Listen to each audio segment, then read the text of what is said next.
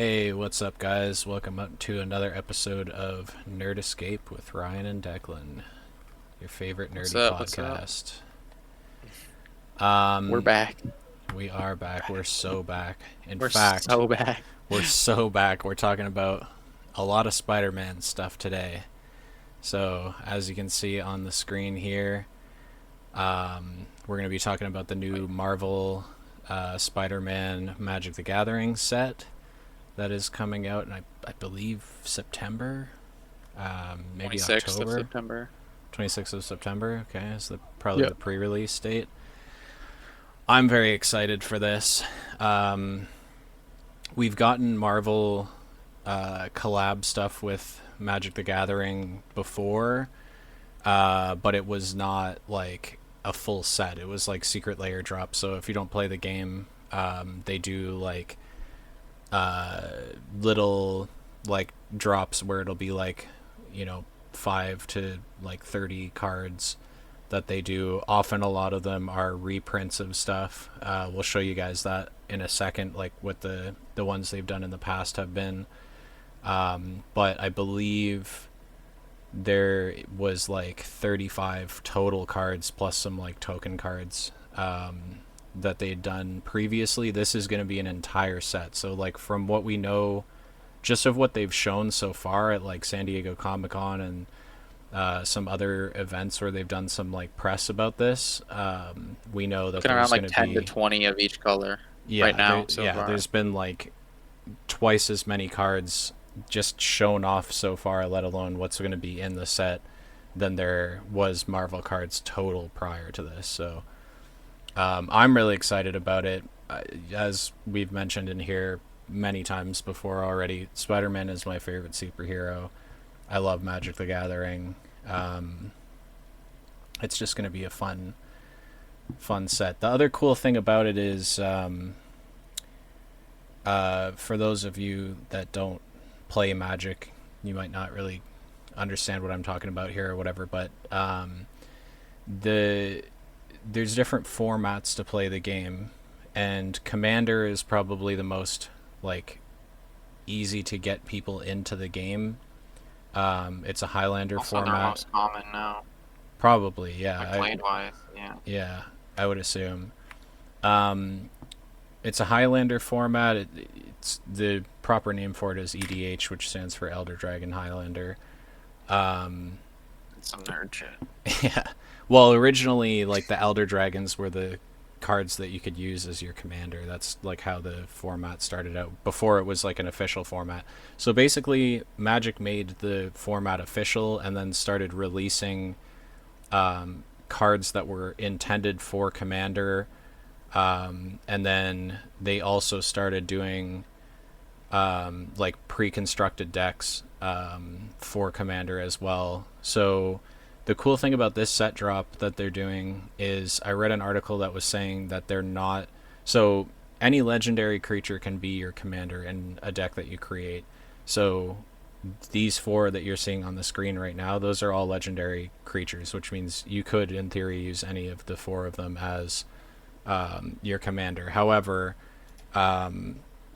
the set itself, they're not going to do any like pre-constructed commander decks, as well as it's going to like focus more on modern format, which modern and standard, which is like kind of cool because most of the last few sets have been a mixed bag of both, and I think it's been a while since we've gotten like a proper set that was intended for another format other than Commander. So that'll be nice as well, and it'll be cool to pick up like a pre-constructed modern deck, which will be that'll be fun.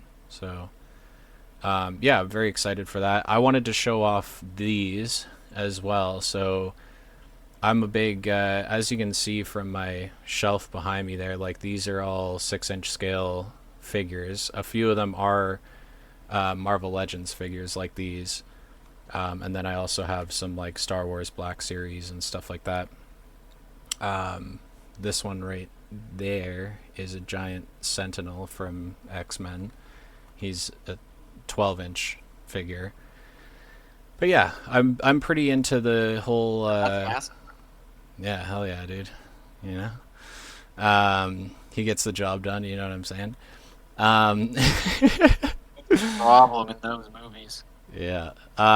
Yeah. So I'm a big fan of action figures and stuff. I've got a bunch of them, and specifically from this line of figures, and they're usually very good quality, and they have a lot of attention to detail in them. So it's really cool for me. This might be like the only time I buy a figure and don't take it out of the box. So anybody that collects figures and shit will be like, "What? You take them out of the box?" Yeah, they're all out of the box. They're posed. I like to pose them and like put them on my shelf and shit. I'm not a keep it in the box kind of guy, but this is just too cool, man. Like this is, a marriage of two of my favorite things, Magic the Gathering and Marvel, specifically Spider-Man. So Displayed in the box is already just really nice. yeah, and like the fact that it displays you get a foil rare creature card with the figure that matches it, and I just think it's just so cool, man. The anti-venom one is the one that I really want to get. That one is pretty Really, fucking I think the sick. Spider-Man one looks so fucking sick. Honestly, all four of them are cool. Man-Wolf is cool too. The Iron Spider Mary Jane is fucking awesome as well. But that anti-venom one, when you see it posed, here, maybe open up another tab and search up Marvel Legends anti-venom Magic the Gathering.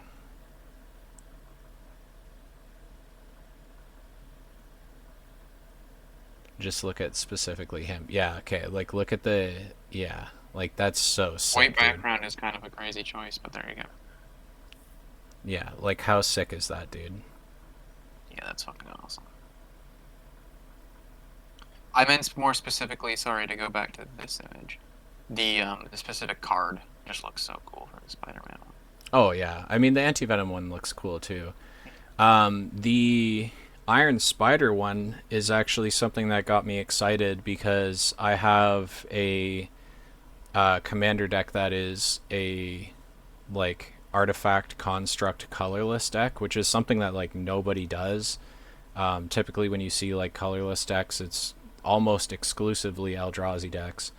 So I did like a really cool deck that's built around constructs that have like modular, so you can move around +1/+1 counters, and then you can also like the whole deck is built around like manifesting cards and proliferating your counters. So it actually is like somewhat powerful, and it's a lot of fun to play. But the cool thing is that that card would actually work really well in that deck. If you just Google that card itself, Iron Spider MTG, just Google that.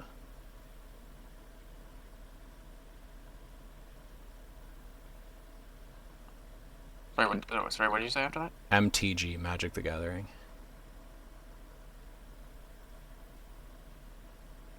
So yeah, look at that card. If you can get like a big image of it so that people can read it. Yeah, there you go. So she's colorless for one thing. I just want to see if I can get the off of the. See if they show it. Yeah, there you go. Because it shows the stats. If you right click it and then click open image in new tab, you can like right click the image. There you go. It's a little bit bigger. Okay, so she's 3 cost, which is not expensive. You could make a whole deck out of her, like similar to my artifact deck, which is also a cool prospect. And it's like a low cost commander, but she has vigilance and put a +1/+1 counter on each artifact and or vehicle you control by tapping her, which is nuts. And then you can pay 2 and remove 2 1/1 counters from among artifacts you control and draw a card. So if you've got like a shit ton of counters on your board, you can just get like a bunch of draw off of her, and that's not a tapped ability. So you can just, as much mana as you can pay, you can draw a bunch of cards. So that might be a card that I like pick up as a single, and just slot into my artifact deck that I already have, because that would be a lot of fun. A lot of fun to do. Anyways, I just wanted to talk about uh, the Magic the Gathering set.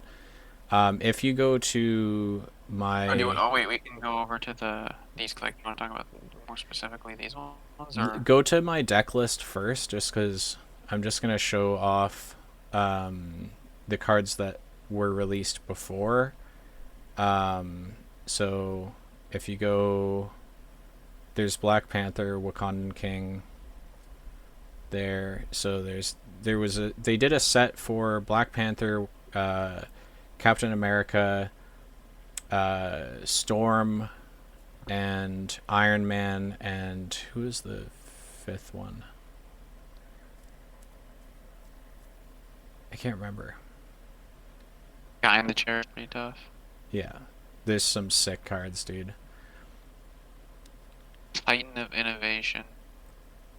Cold. Yeah, so that's yeah. So they did 5 cards each for each of those original Secret Lair drop characters that they did. And then if you bought the whole set, they also gave you 5 Groot themed cards. And then they also did on April Fool's Day of this year, they did a 5 card set for Deadpool. Deadpool. So if you look at the top of sorceries up there, Blasphemous Act, that's my favorite card that they've done. It's Deadpool on the moon in a lawn chair, eating a burrito, snapping the Infinity Gauntlet. And if you know what Blasphemous Act does, it basically, it's a board wipe, so it like deals 13 damage to each creature on in play on everybody's board. So it's like that's like pretty funny that they did him snapping the Infinity Gauntlet as the card art. And also the flavor text on all of his cards are hilarious. Read that off, Declan. Or at the bottom, like in the quotes. Yeah. You might be wondering why. Sorry, you might be wondering why I killed the Marvel Universe yet again. But the real question is, how am I breathing on the moon? Yeah. They're all super, super funny. Oh, there's this one here. Is this part of it, or is this a previous? Yeah, so that was his actual card. The way his card works is so cool too. And also, I just want to point out, Deadpool is breaking the fourth wall 3 times on his card. So his name is Deadpool Trading Card, obviously pointing out the fact that he knows he's on a card. And then at the end, the flavor text, what does the flavor text say again? Oh yeah, draw me like one of your French cards. So again, Yeah.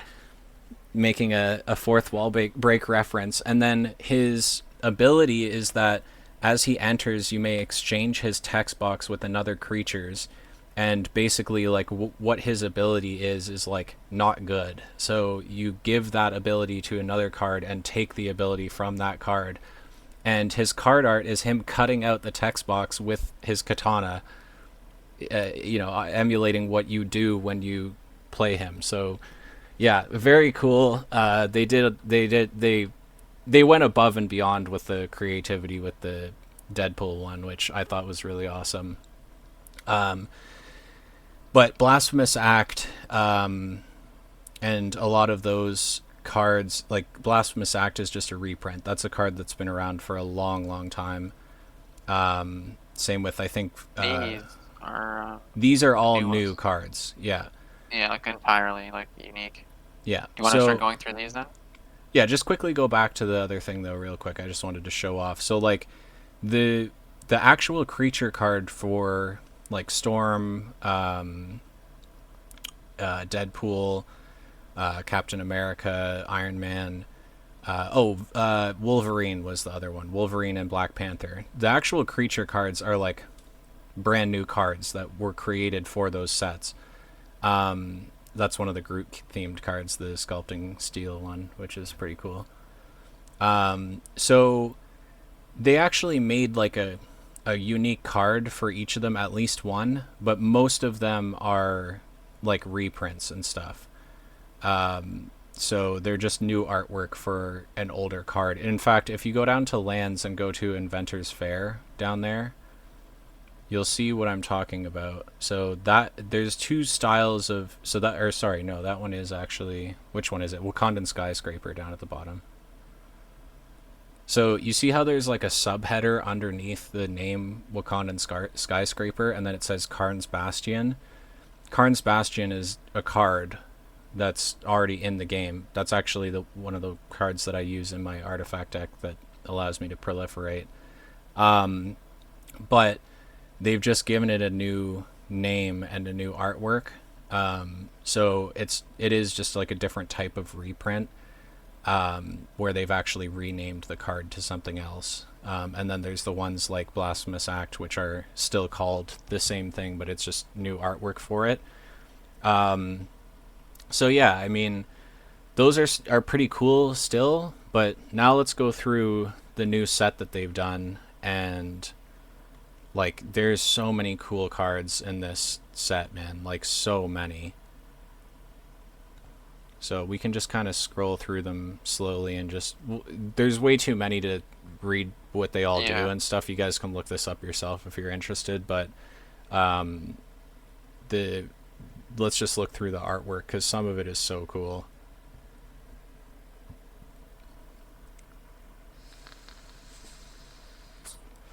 Like look at that Peter Parker one to the far right. Like Mhm. that is so cool. Then click the little the little reverse button at the bottom there. So he transforms into Spider-Man, and it's like a fucking comic book cover. And the abilities and stuff are like even in like comic book lettering and shit. Like that is so cool, man. Then That is like the crazy. the origin of Spider-Man card there, that's like a straight up comic book panel, like so cool, man.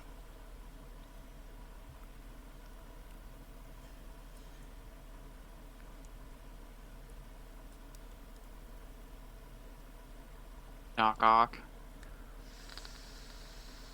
Pretty cool. Spider-Man 2099. Yeah, and then you've got stuff like Future Fight or Flight, pardon me, there. That's like themed for him. That's just an enchantment aura card, which is pretty cool. Yeah. Alchemax Slayer bots.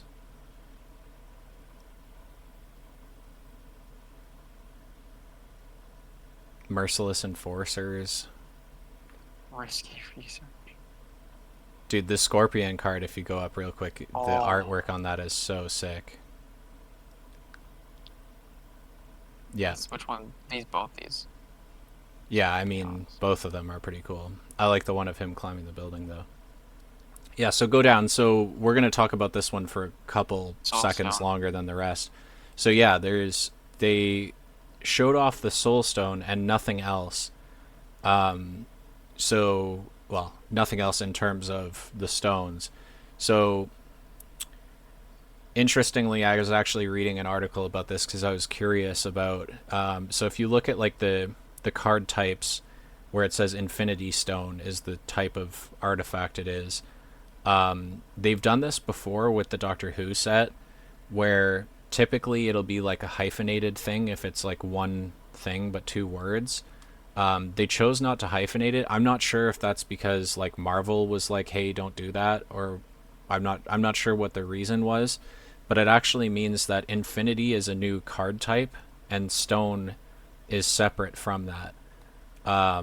So that actually has some like implications with the like game when you play. But anyways, backing you're backtracking to what I was gonna say is I think obviously they're hinting that there's gonna be all six Infinity Stones in the set, as well as I'm sure the Infinity Gauntlet. What I think would be really cool.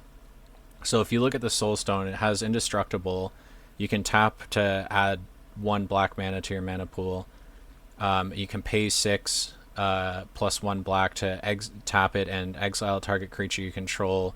Harness the Soul Stone. Once harnessed, its infinite ability is active, and then its infinite ability is at the beginning of your upkeep. Return target creature card from your graveyard to the battlefield, so you can like continuously every turn put a creature from your graveyard back into play. So the card in of itself is like a decent card.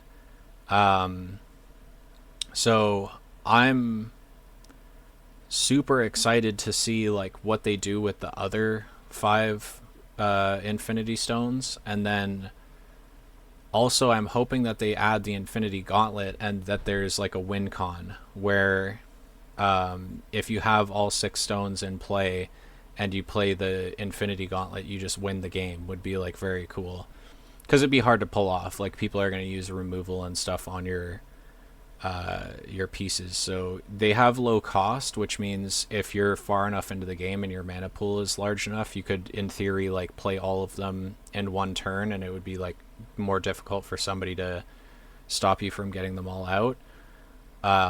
But yeah, I just think that's really cool. It'd be really really awesome if they do like the Infinity Gauntlet is just a win con where you just win the game. Win condition I should say for people that don't play the game. But yeah, like super super exciting, man. This Venom one's really cool too. Yeah, there's a couple artworks for some of the cards as well. So as you can see, there's the 2 more artworks for the Soul Stone there. Oh, Yeah, that was dude. so. Like this is what I'm saying. I'm like so excited to see what they do with this. Um, Dude, imagine there's an artwork for all 6, and it's this exact same image, just each different one lit up. yeah, that's what I'm saying. Well, they could do that with like the Infinity Gauntlet as a separate card that like has all 6 stones in it. So we'll see. We'll see what they do. I'm just super super excited for it. I also love the like bare bones card for the Soul Stone where it doesn't even show its abilities and stuff. Yeah, That is really really that is cool. so I like when cool. they do stuff like that. That'll probably be so rare. Yeah, so these I expect that they might do the thing again that they did with the Lord of the Rings set where they made like a one of one version of the One Ring, and then Post Malone bought it off the guy who pulled it and paid like $2 million for it or some shit. I would not be surprised if they do something similar to that. Maybe not like one of one versions of the Infinity Stones. I wouldn't even be surprised Right. if they did that. But if they did like a Yeah. very limited release of a certain artwork for each one, where there's like maybe 5 to 10 printed in existence or something like that. So it's exciting. I'm very excited to see what they're gonna do with it. Indeed. That was pretty cool. Spawn of no. So now we're getting into the red cards here. That was pretty cool for sure. Good one's nice. Spider Punk. Very cool. Taxi driver. Yeah, That's read fun. what it does too. You pay 1 and tap it, and target creature gains haste until end of turn. So you can like pay an extra 1 mana when you put a creature out, basically, and like tap this guy and Okay. give haste to whatever creature you want, which is pretty cool. That's funny. Oh, these are cool. Yeah, That's pretty fucking cool.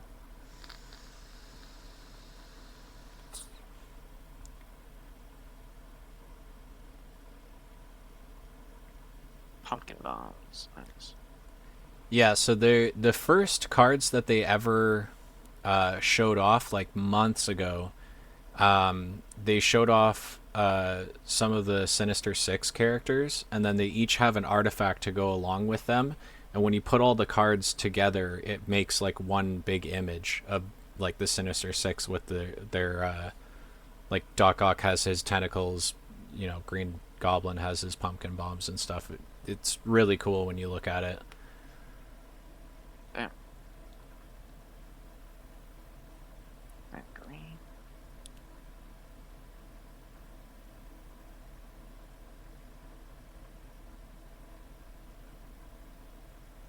Spider Ham. Spider X as well. Daring Dino. Yeah. Oh, this is cool. Yeah, Raven's dude. last hunt. That's fucking cool. Spider Ham with Craven. That's fucking funny. So we got Twisted Spider Clone. The fuck? Venom Blast is such a sick artwork if you go up. Like, that is so cool, dude. Yeah, these are cool. These are really cool. Oh. Web Warriors. Wait, that's jokes. Spider-Man 2099. That was sick. The split of the two colors.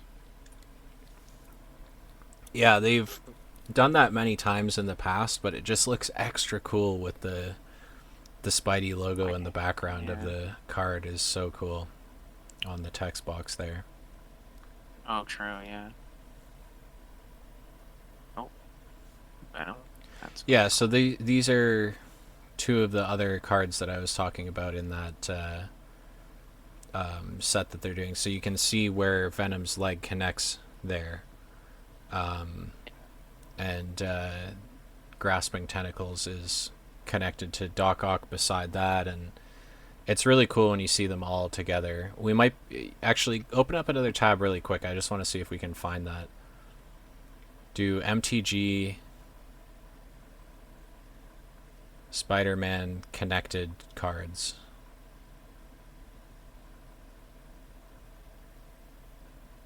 And then go to image. Yeah, there you go. Like, how cool is that, dude? Dude, what the fuck? That's sick. Yeah. Imagine having that, like, framed on your wall, dude. Very, very cool. Forget some other here. And then, yeah, there's the other one, Spider-Man, Doc Ock, and Green Goblin. Iron Spider Stark upgrade. That's cool. Yeah, that's the same card as the Mary Jane one that they're doing in Oh, I see what you're saying. the box. It's the same card, it's just different print.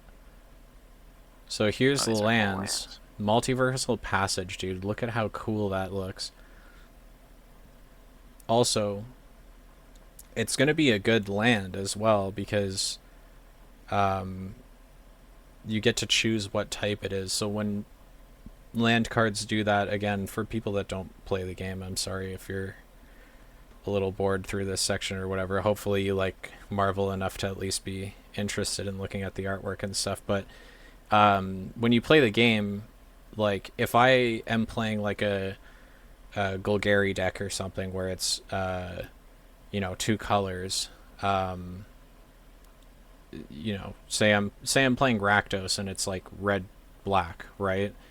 Then I can choose if I have 3 mountains out already and I have no maybe I have one swamp, then I can choose that to be a swamp as I play it.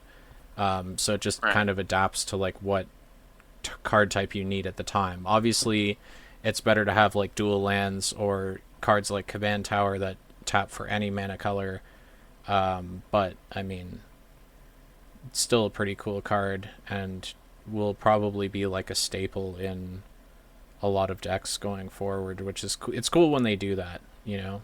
Even people that don't give a shit about Marvel or whatever are going to be using that card just because it works in any deck. See, like these a lot too with the weapon. Yeah, so cool, dude. Some of my favorite So all of my decks have all full art lands in them. I'm like super anal about doing that.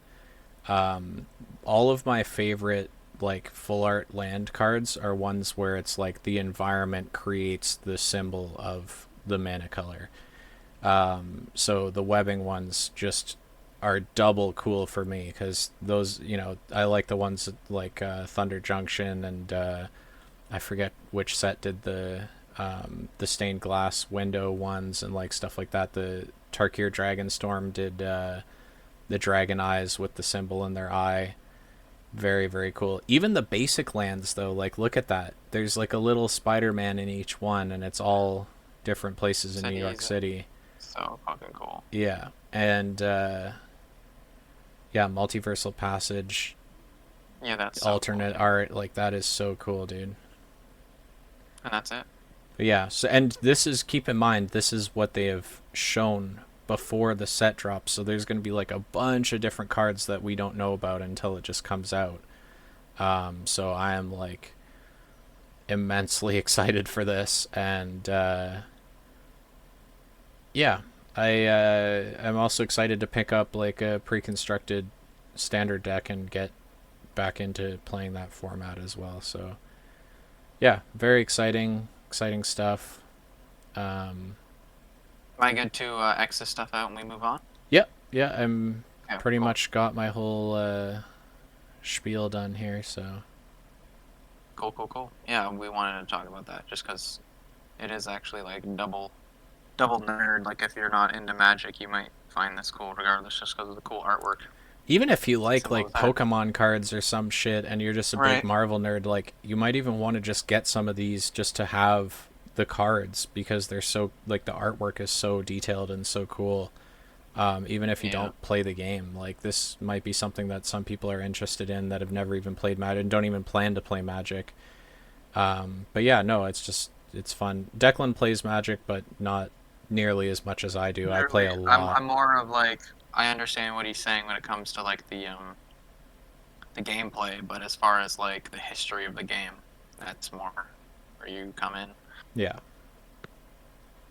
Anyways, to move on, we have my topic slash Ryan's topic a little bit. Battlefield 6.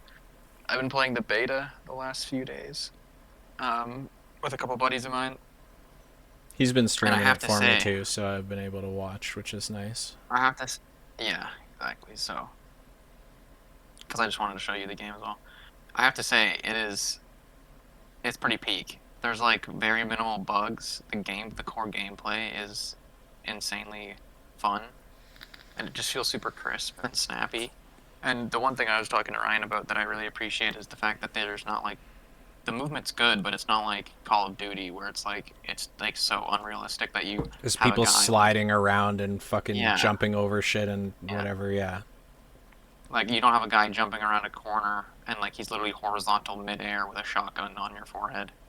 Like Like you know, what I've always liked about Battlefield is that they obviously there's no like perfectly realistic game when it comes to like shooters and stuff, but they've tried to stay more like grounded and realistic than any of the other shooters for the most part. Like there's some other ones that are like more hyper realistic, but I don't know if you've ever like I have an airsoft rifle that's like real metal, like it's a replica Kalashnikov like carbine rifle, it's heavy, and bro.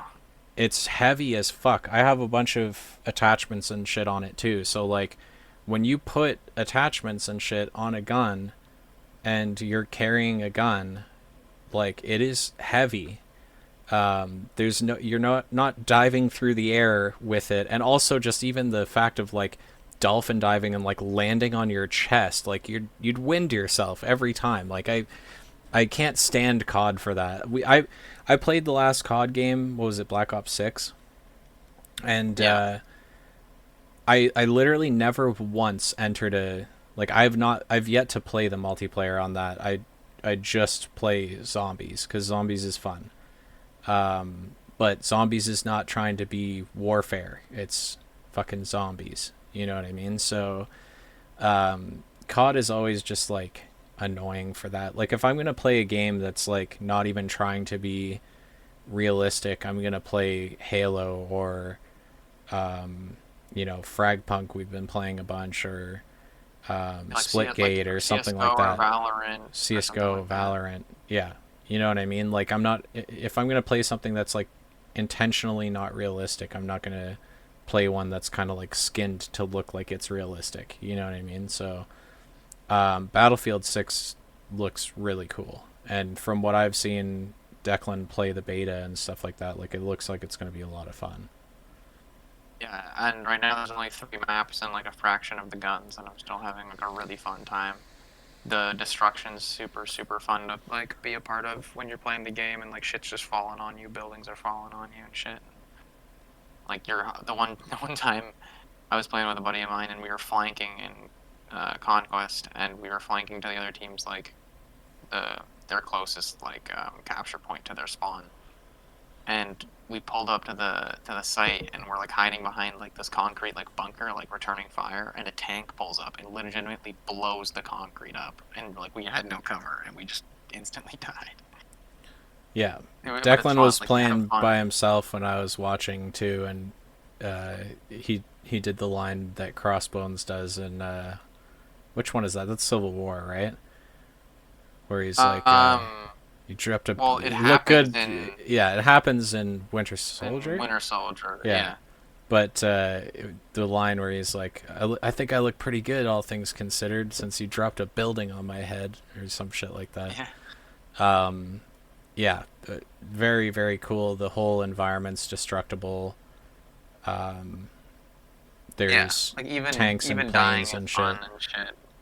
Like you're just like you feel so immersed. So I wanted to shout that out because it's been a lot of fun. Also, um, you don't need a code anymore. So anyone at home that was like couldn't get a code or like is busy and like wasn't able to watch the streams and stuff, I'm pretty sure it's like a code free beta now. It's like fully open, so you can just go download the game for free, play it for the next couple days. I think I actually don't know when it ends, but I would go try it out for yourself.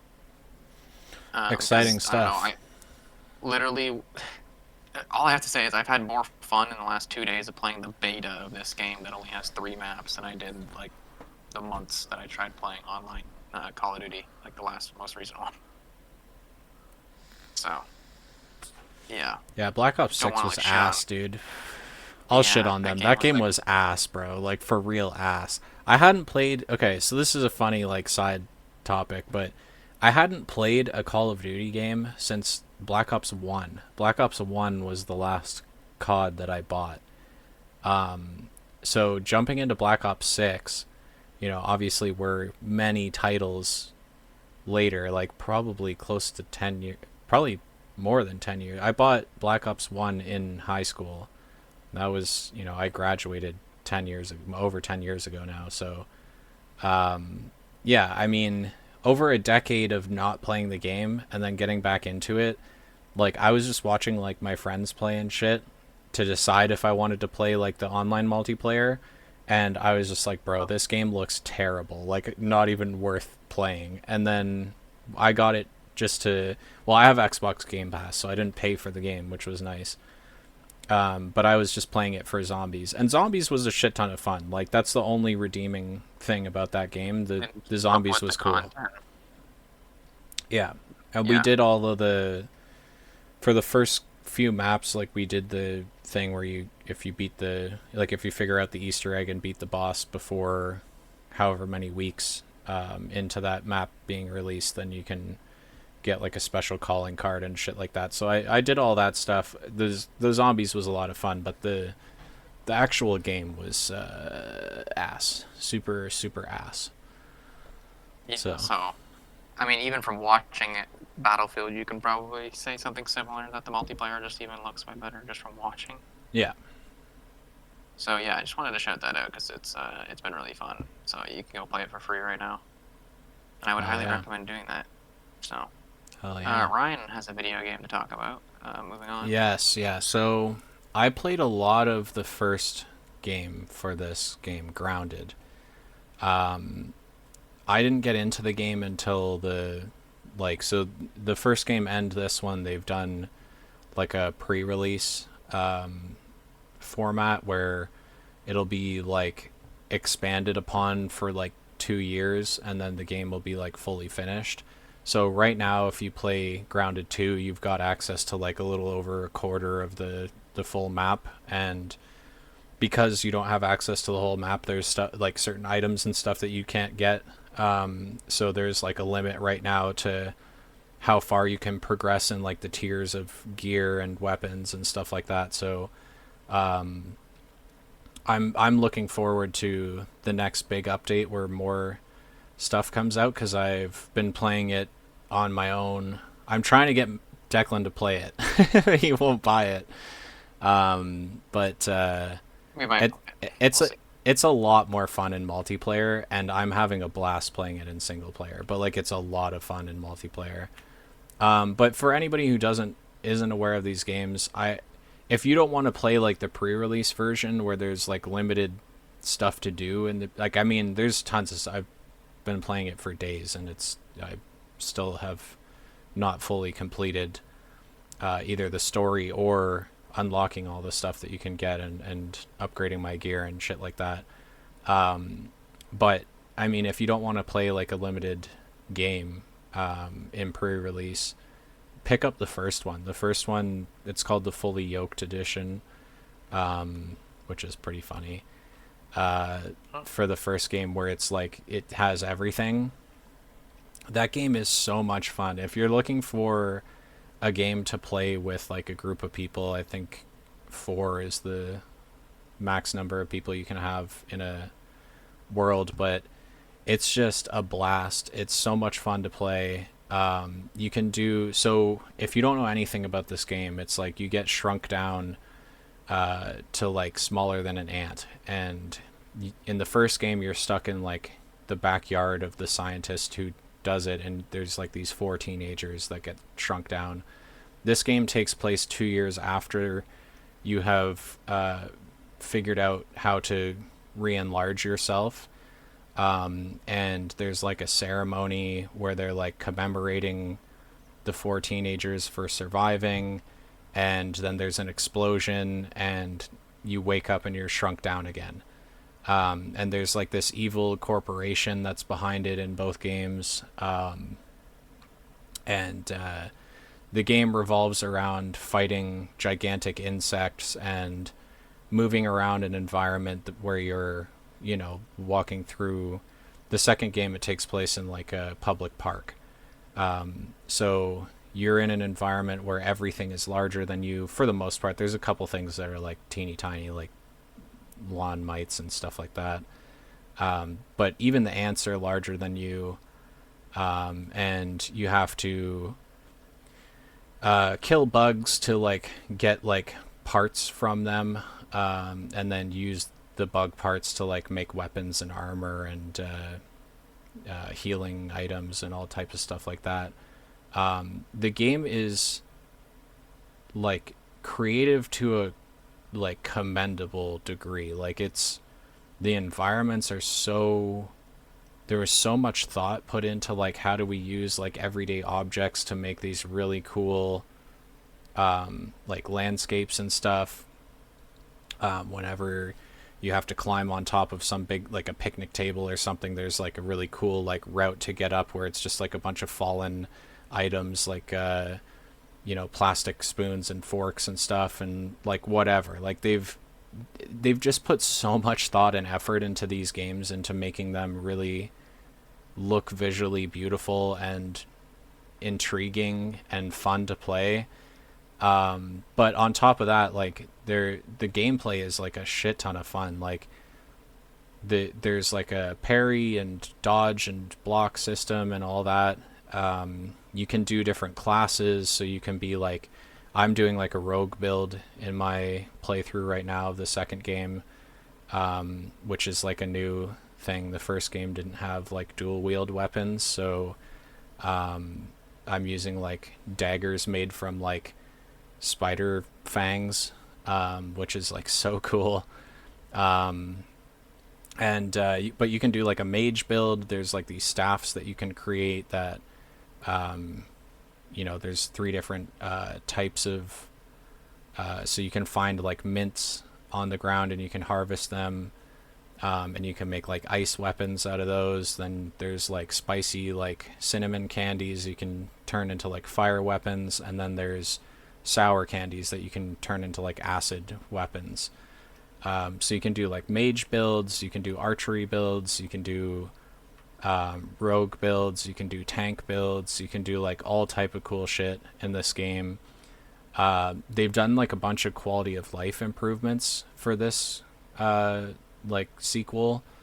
So before you would like craft these different tools, and you'd have to have like a bunch of different tools on you to be able to chop things, dig things, smash things with a hammer, whatever.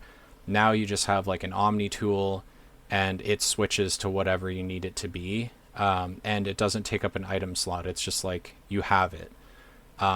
So that's nice because it frees up some inventory space, as well as like you don't have to have things in your hotbar. So you can just have like a lot of weapons and heal items and stuff in your hotbar. So it makes the gameplay a little bit more fun. And they still did like an upgrade system. So you have to like upgrade the Omni tool for, there's like a branching, what do you call that? Blanking on what you would call that, but like an unlock system where you have to upgrade the Omni tool with different for like each branch. So for wrench, hammer, axe, shovel, whatever.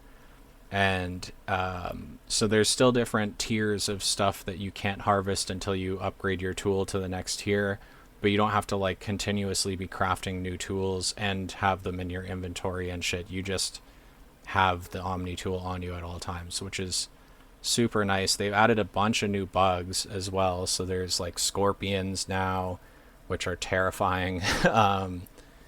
There's snails, there's caterpillars, butterflies, like a bunch of stuff that wasn't in the first game. So cockroaches, very, very exciting stuff. And like I said, they're only at the beginning stages of like releasing things. So the new areas are going to have new types of insects, new types of materials and stuff that you can harvest and craft and build with.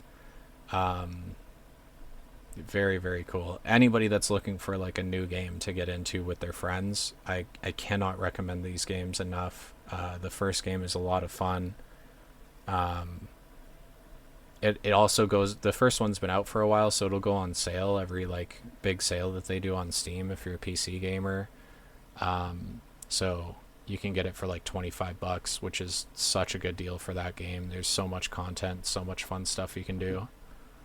But yeah, I just wanted to talk about this game real quick. Nice. I really want Declan to get into it with me because I know he'll enjoy the gameplay and stuff. It's kind of similar to like you like Souls-like games and stuff. Like it's kind of similar to that. Like you have to parry and dodge and stuff like that. It's all like melee stuff, but you can do magic and yeah, I think you'd like it. As well as the multiplayer aspect is fun. We get to build cool bases and stuff together. But yeah. True. Yeah, no, it looks cool. Looks very cool. Alrighty, do you want to move on? Yeah.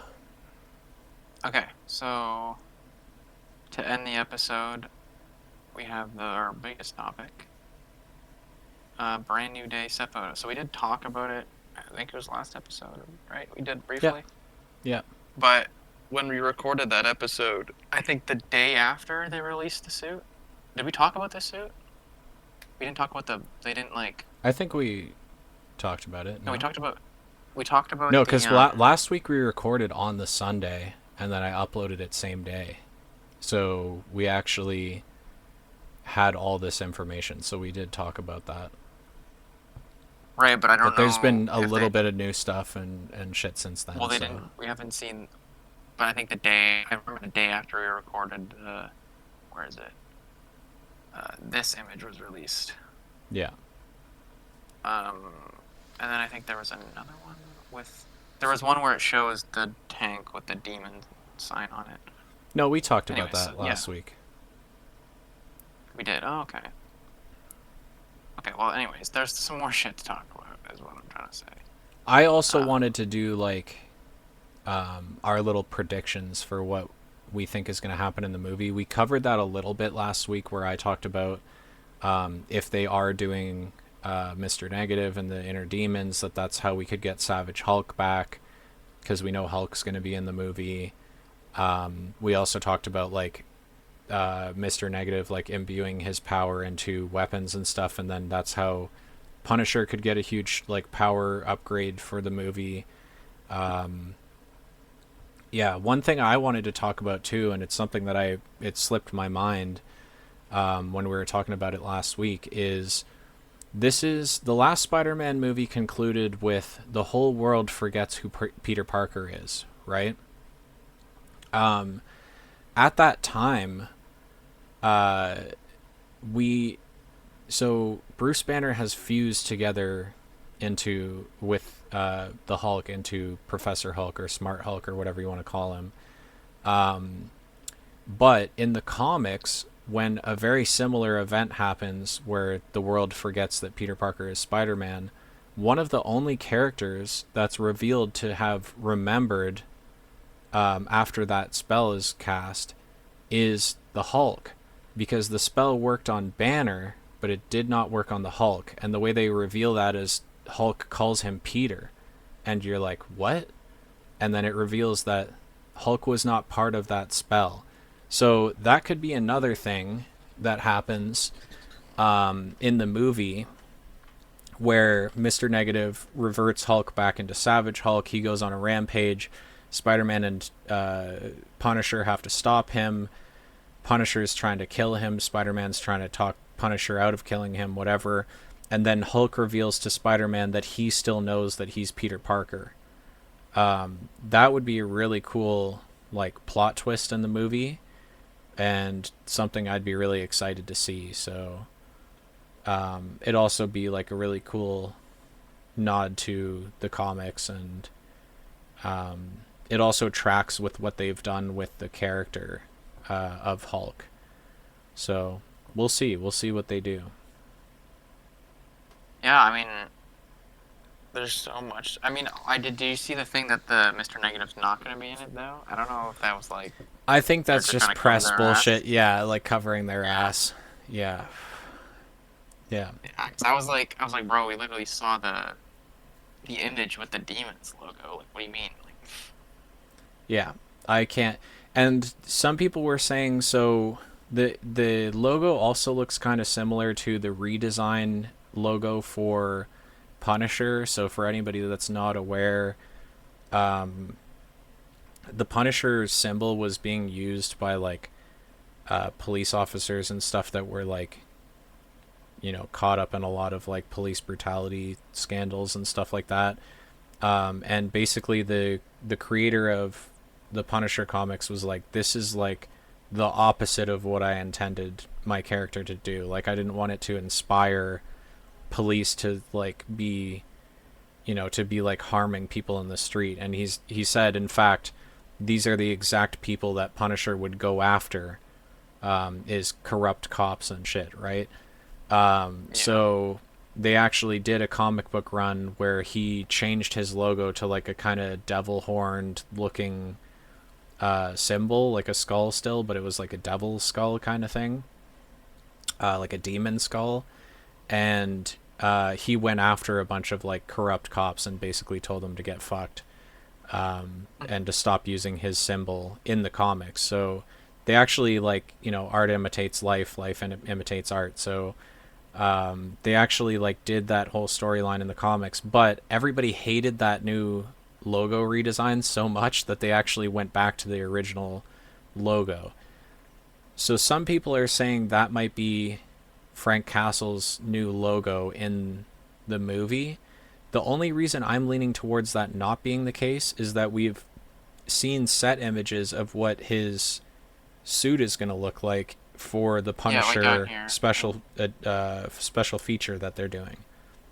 Well, So and they're in doing a little short film for Punisher, and we saw what he's going to look like in the new. There's actually, yeah, yeah, an this image of image it right here. there. So that's his OG logo. So it would be very strange if they used both logos in the movie. Like I just can't see them doing that. Yeah. Um, and that would have to be its whole own storyline. Like I wouldn't be surprised if they did that with the Punisher special feature short film, but I will be surprised if that's part of the Spider-Man movie. So I don't think that's the case. I think it is the Inner Demons logo. I think we are going to get Mr. Negative. I think they're just covering their tracks and not divulging that information yet because they want to wait until there's like a trailer to drop and then show him off properly and that sort of thing. But I don't know. What are your thoughts on that? Yeah, I mean, just because of this image that we already have, um, that was confirmed by what's his name, the actor John Bernthal or whatever his name is. Um, yeah, I mean, I just don't think, as we said like 5 minutes ago, I think they're just trying to cover their ass with that comment. I think Yeah. we got you, kind of thing with this one. I don't know. Yeah, I think it's definitely still the demons, but it is an interesting theory. I don't know how they would handle it, especially with like the fact that they've already swapped, right? So that they're going to switch back again. Yeah, yeah. They're already showing off a new costume design with a new updated logo from when we last saw Frank Castle. I want to do a little side topic in a minute where I talk about the Netflix shows. But yeah, like I would just be surprised if that's what they're doing. So I think it is the Inner Demons. I think we are going to get Mr. Negative. The director who's directing this, actually, if you want to look up his name because I can't remember it, I think Day it's Kim, right? something Daniel Cretton. Daniel Day Kim, no? No, I think it's Dustin Daniel Cretton or like something like that. No. This is the same guy that did Shang-Chi. Yes. So yeah. Anyways, that's what I was gonna say is that the guy who is directing this is the guy who directed Shang-Chi. Good Um, movie. and yeah, just search up director because I want to get his name right. This guy. Destin Daniel You're right. Cretton. Okay. I thought it was Dustin. Destin. Okay. Anyways, um, not to be like he has to have like an Asian character in this movie because the director is Asian, but I think the reason he was supposed to direct Kang Dynasty, and then they switched him to this movie. Now, I don't think they switched him to this movie because they're like, hey, we want to do Mr. Negative and we need like an Asian guy to direct because there's an Asian character in it. But I do think if there was only a bare bones script at the time, Destin Daniel Cretton obviously cares a lot about like Asian culture and shit, as we saw with Shang-Chi being like very well done in that regard. It paid homage to a lot of old kung fu movies with the wire work fights and all that stuff. And like he did a really good job with that. If the script was very bare bones at the time and they didn't know what villains they were going to use, I wouldn't be surprised, however, if once they attached him to this, that he was like, let's do Mr. Negative, because he is a really cool character that does happen to be Asian, and his like Yeah. origins and his powers and his character design and all that is like very rooted in Asian culture. So you couldn't have Oh, a better absolutely. Like, director to do that character, as we I saw don't know how if you've talented he ever. is with Shang-Chi. Sorry, go I'm on. talking to the. I was gonna say I'm talking to the audience here, but if you've ever played the 2018 Spider-Man game, that was my first introduction to his character. And yeah, in that game, he's very much like talks about like his past and like the demon stories that his father used to read him and Right. shit like that, and like all Even of the the masks masks that and stuff, yeah, are yeah, designed the masks and the very. weapons that are all from Asian culture. And I forget now if it was I think it was the masks in that game are Chinese opera masks, I believe. Yeah, something like that. Kabuki So masks or yeah, something like that. I'm gonna butcher. I'm not the go-to guy for knowing a lot about the specifics of Asian culture and stuff like that. I just know things here and there from the art that I've enjoyed over my life. So I'm not exactly going to get everything accurate or whatever. But anyways, I just think it would be he is kind of like the perfect character for that director to do, as we saw how good of a job that he did with Shang-Chi and all those characters, and how artfully he did that movie. I just rewatched Shang-Chi the other day. Like, it's so fucking good, dude. And Yeah. I couldn't ask for a better director to do like a very accurate, like visceral take on that character, on Mr. Negative. So I don't know. That's my 2 cents on it. I think that is like we are going to get him in the film. Another thing to talk about, Michael Mando, who played Matt Gargan in the first Spider-Man movie in Homecoming, he tweeted out saying, I think it just said Sting and then hashtag Spider-Man, and then it was like a image of a Spider-Man comic with Scorpion in it. So I think we're also gonna get him back in the movie. I think it's kind of confirmed now that Oh, he's on the yeah. set. Um, I did see that as well. and then there's like a very famous like Marvel leaker called Daniel RPK, and he did like a leak scoop talking about um, the fact that there's going to be like a list of characters that are going to be in this movie, villains, I should say, that are going to be in this movie. A couple of them are obviously still not confirmed. We're going to have to wait until we get like a trailer or more information to know if that's accurate. But it does seem like it's that they allowed Michael Mando to tweet that out. If you go to the bottom right corner there, like three from the yeah two over to that to the left, that's the image that he tweeted out, alongside just a like the text just said Sting, hashtag Spider-Man. Yeah, there you go. He tweeted out that image of himself as well, and um, the action figure there as well. The image of himself there, the selfie, has the scorpion tattoo on his neck. So why would he have gotten that put on him? Like, that's not a real tattoo, obviously. Why would he have gotten that put on him just to put out a tweet saying hashtag Spider-Man if he wasn't in the movie? Like, I think at this point it's like obviously confirmed that he's going to be in it. Um, and Marvel wouldn't, Marvel's crazy about their NDAs and all that shit. There's no way they would have let him tweet that out if they weren't like okay with people knowing that he's going to be in the film.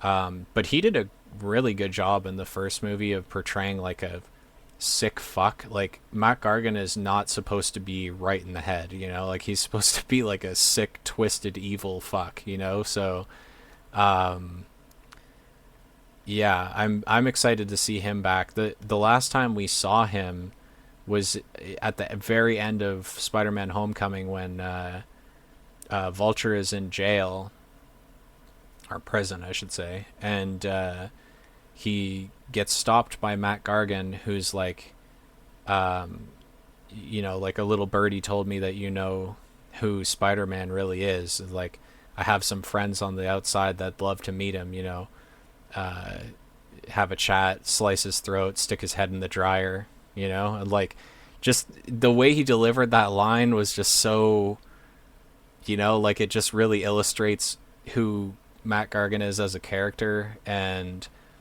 I'd be very excited to, even if we just get like the opening scene is him fighting Scorpion and that's all we get of him in the movie. It would be really cool to see even just a brief cameo by, That's he, my hope for Tombstone. yeah, I'd love to see Tombstone as well. Yeah. Google Daniel RPK Spider-Man Brand New Day and see like, see if you can find, yeah, so This is his Twitter, so you might have to go through a bunch of stuff. This might not even be his. Is it his Twitter? Yeah, yeah, yeah. This is him. Go back though. The Reddit link there, I think, was just. I can now tell you who the villain of Spider-Man Brand New Day is, and none of the villains that we heard about. And it's not Mr. Negative. This is by someone different, though, no? Yeah, no. They're, It's they're, just they're that's the quoting quote from him. him. Yeah, yeah, yeah, yeah. I don't know. Where do they got that quote from, though? Go back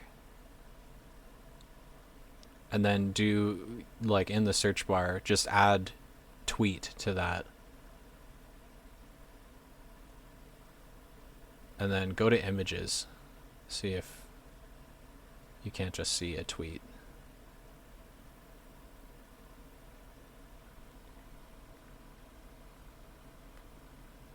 Casting a female villain. Doesn't say if she is the main villain, though.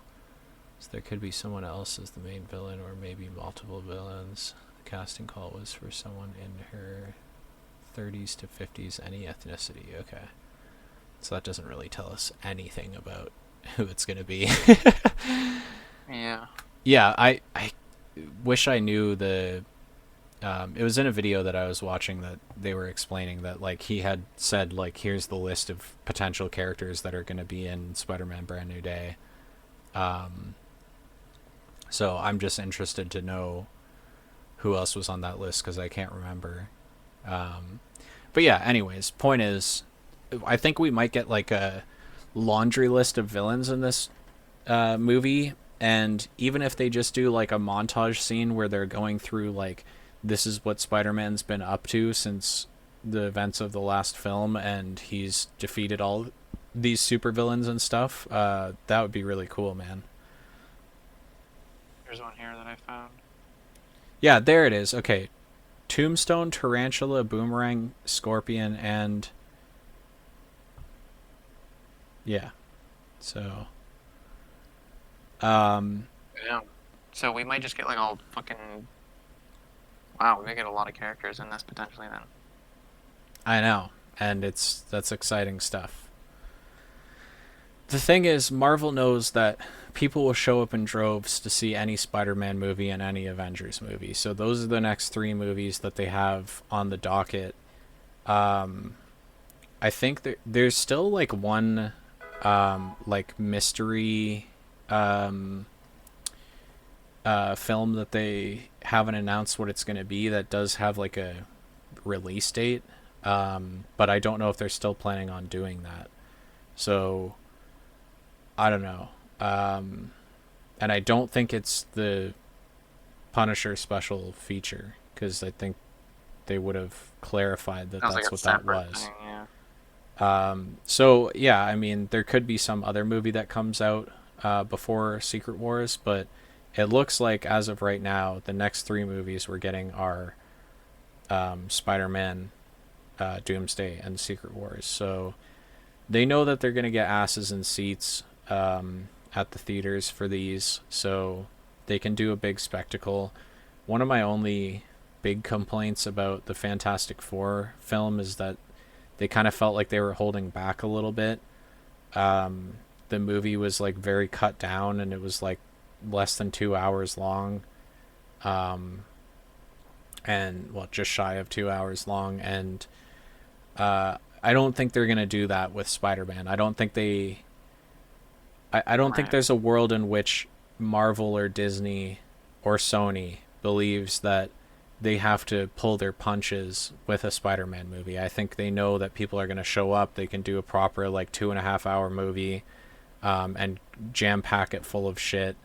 The other thing is, on the business side of things, Sony, with the success of the last Spider-Man movie, wanted to do another multiversal movie with Brand New Day, or what is now Brand New Day, with Spider-Man 4. And I think Marvel talked them out of it.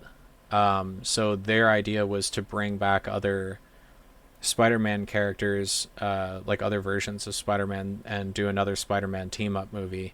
So I think their concession that they're taking in not doing that is probably like, okay, well then we're gonna put like 6 villains in this fucking movie. You know what I mean?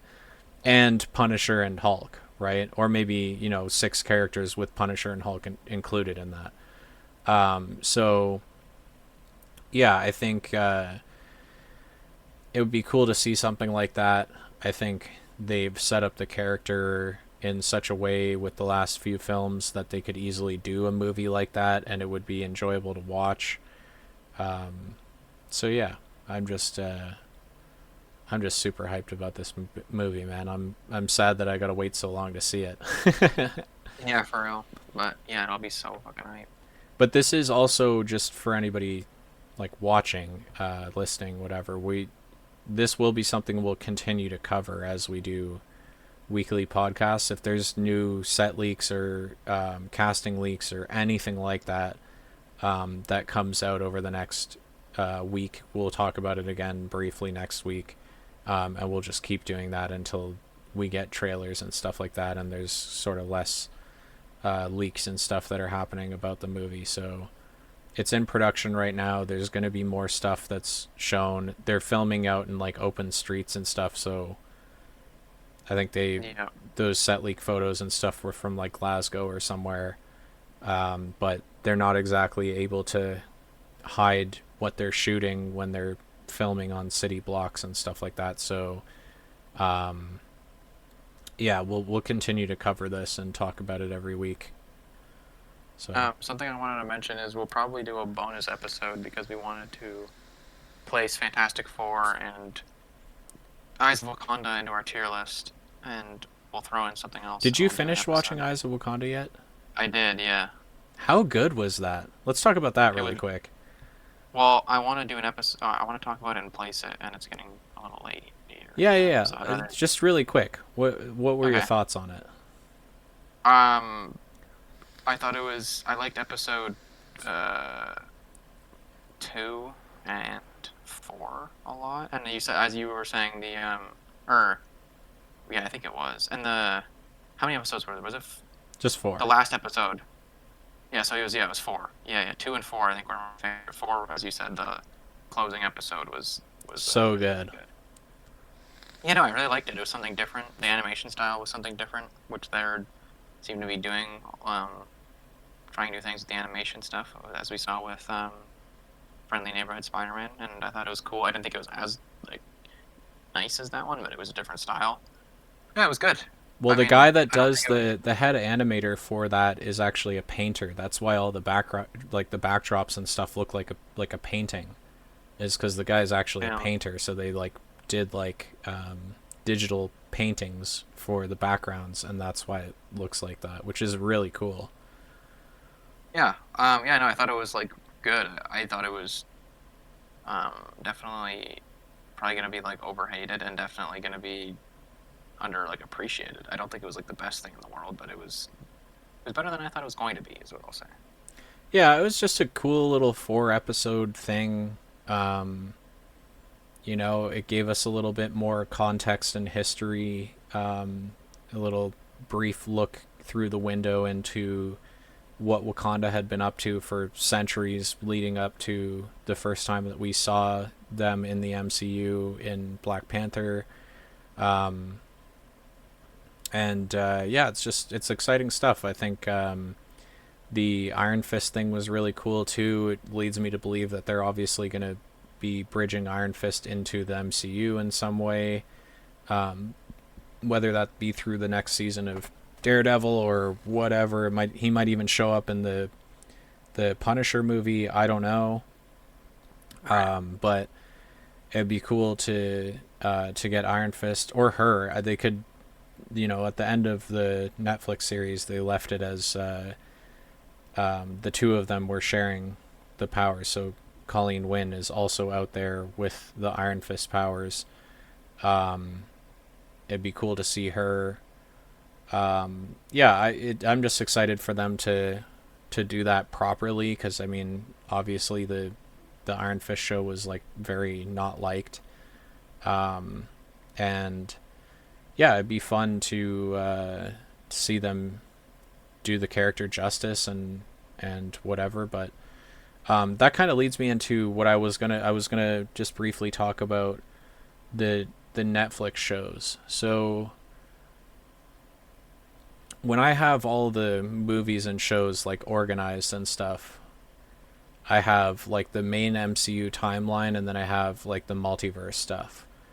And I'm happy that they're like bridging in, you know, uh, Charlie Cox's Daredevil into the MCU. I'm happy that they're bridging in Vincent D'Onofrio as Kingpin and all these characters. Kristen Ritter is coming back for season 2 of Daredevil Born Again to reprise her role as Jessica Jones.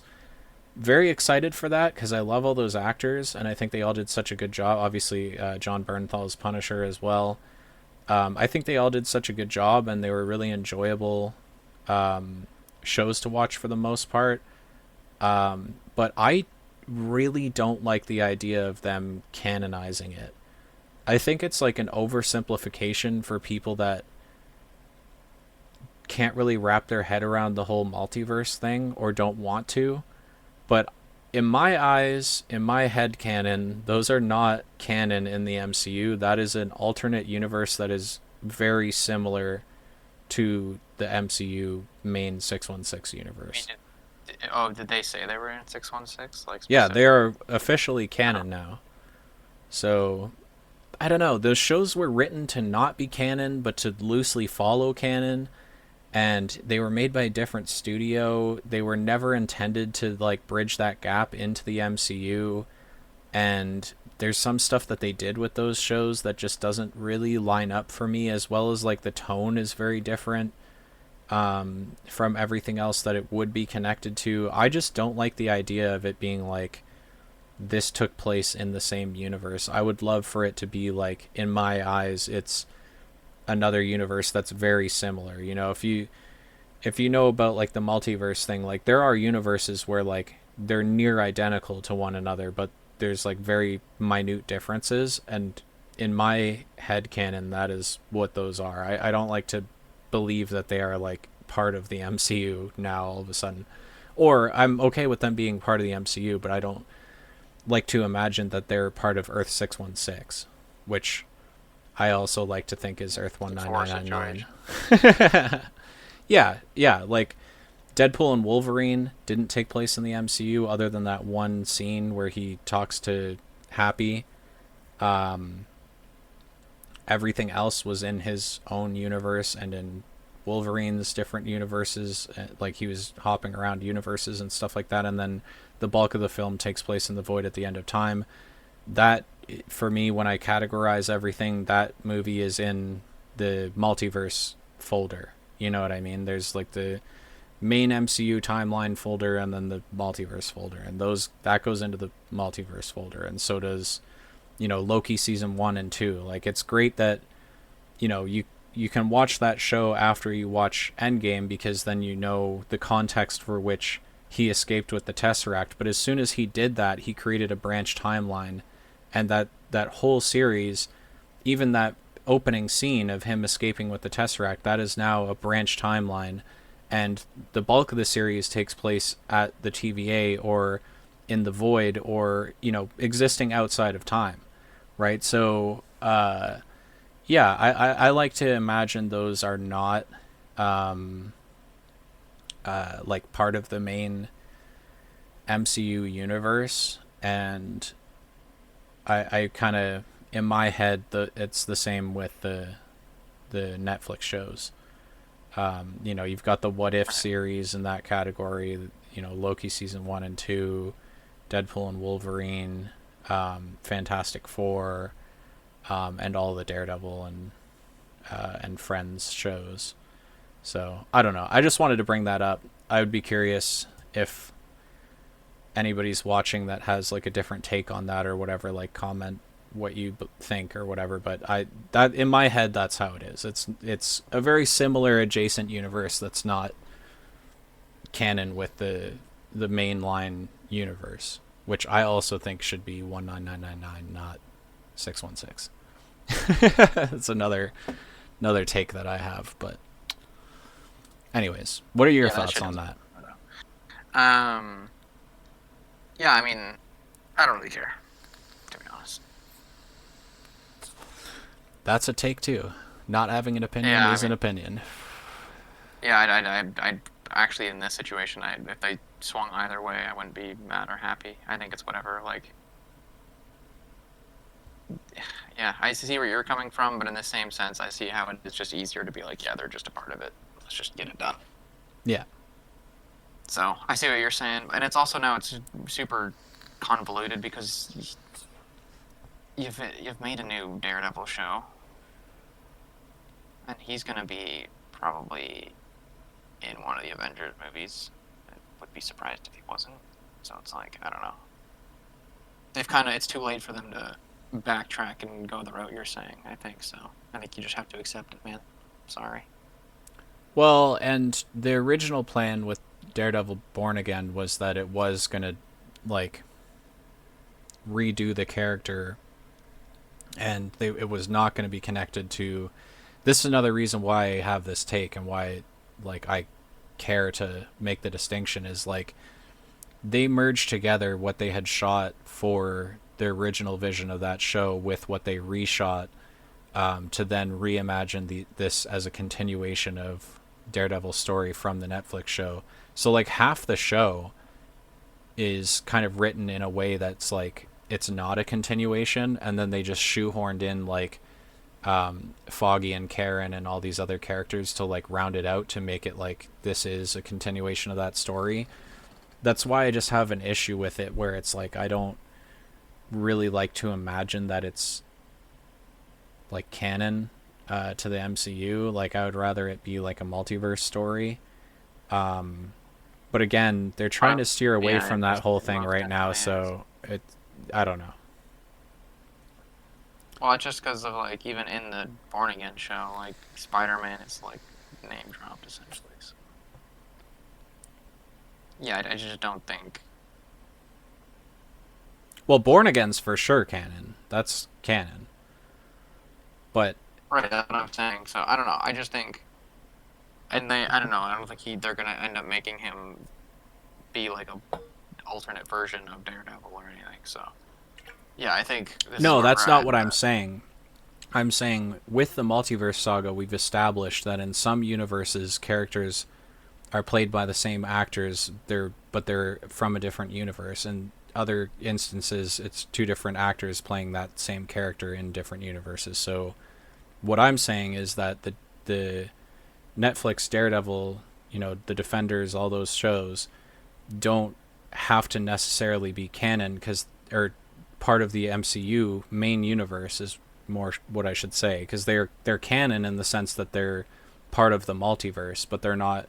They're canon in the same way that Daredevil and Deadpool and Wolverine is canon, where it's like it's all connected by like the TVA and stuff, and it takes place in the same like multiverse, but it's not. Spider-Man: No Way Home was another good example of that. Like technically, those movies canonized the other two Spider-Man franchises as being part of the multiverse that exists within the MCU, but those characters are not from the main MCU universe. Do you know what I mean? So by them doing Yeah, I Daredevil Born Again, you don't have to necessarily be like, okay, now this makes it so that the Daredevil show, the original show, is part of the MCU main universe. It just means that like in that universe that the Daredevil show originally took place in is like a very similar parallel universe to this universe, and a lot of the same things happen to him, but maybe not identical. You know what I mean? yeah, I just don't think it's that important to them. Oh, it's definitely not important to them. They just want it to be as simple as possible, especially after how poorly received the multiverse saga has been. But I've enjoyed a lot of the multiverse saga stuff, so for me, it's not an issue of like, um, you know, drawing lines in the sand or clarifying things. I don't have an issue with going a little deeper into stuff that they clearly do. But yeah, they don't give a shit. They want it to be as simple as possible because people are confused and not watching anymore. You know what I mean? Yeah, But I don't have that issue, so I would just wanted to make that distinction. That's my thoughts on it. But It's a fair yeah, point. Yeah, I don't know. I don't really have much to say about that because I just don't think it's gonna. It didn't, like it's the deed is done. yeah. All of this is not going to matter once there's a third folder of to organize films in after Secret Wars when they've done a soft reboot and it's a new Right. universe. You know what I mean? So Which, dude, is it crazy to say that like I'm almost as excited for that as I am for the movies themselves, like Doomsday and Secret Wars? I'm more excited for a soft reboot, honestly, than I am and I'm excited for for Spider-Man very much so. I'm excited for Doomsday. I'm excited for Secret Wars. I'm Might be more excited most for excited. Spider-Man than a reboot, but the reboot is definitely up there over the Avengers movie specifically. Yeah, like I'm super super excited to see what they do with that, Yeah. and how they handle all of it. What characters make it over into the new universe, which ones they recast, which ones they reboot. They have an opportunity here to bring characters back from the dead. They have an opportunity to do a lot of different stuff. And I have high hopes for what they're going to do with that. And I think if they handle Secret Wars well with people are going to show up to that movie. That movie is going to sell well. It's going to do well at the box office. So if they handle it well with like explaining the universe reboot in canon or like in universe,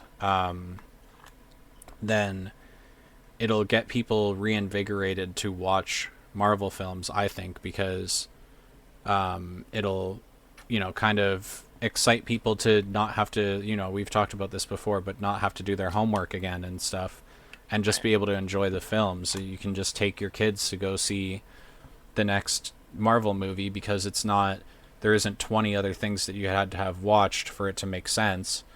It's definitely one of the reasons why Superman outperformed all three Marvel movies this year.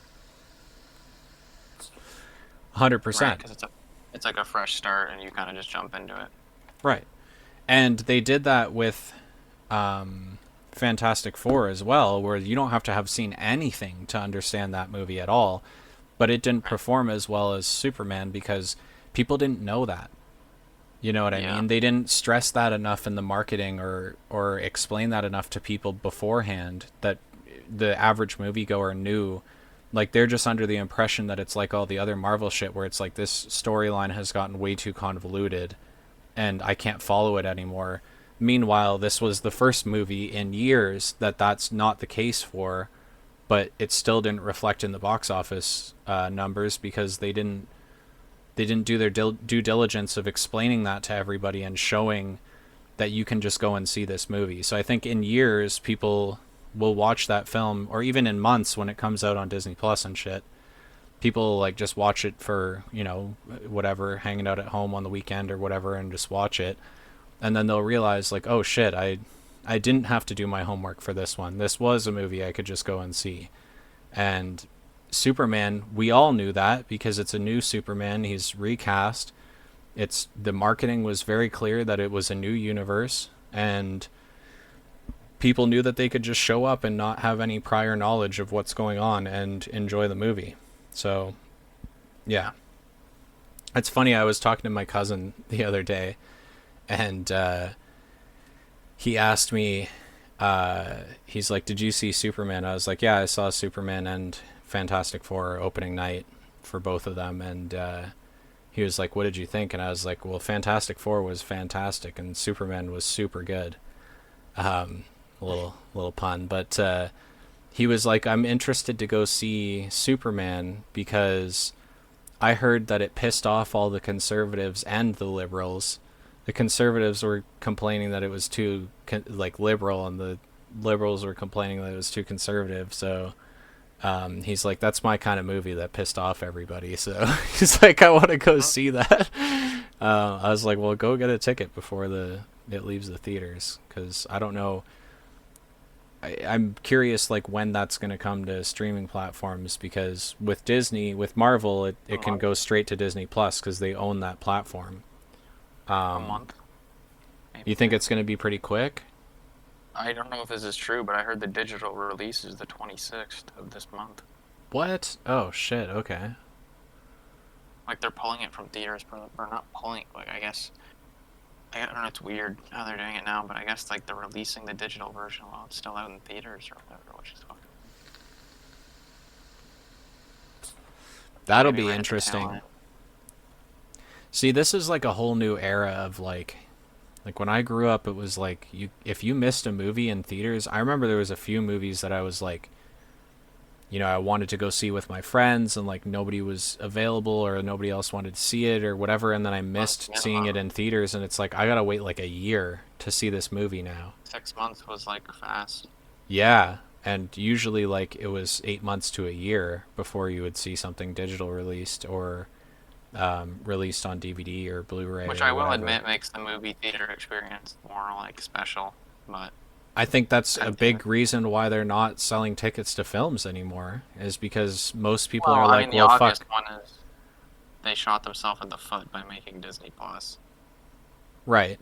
But here, I think it's a double edged sword. On one hand, you've got the fact that you most people are like, well, I'm not going to go spend X amount of money to go see this in theaters when it's going to be on a streaming platform in like 2 to 3 months, and I can just watch it at home with my family.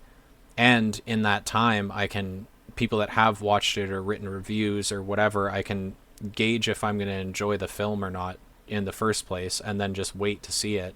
And then on the other hand,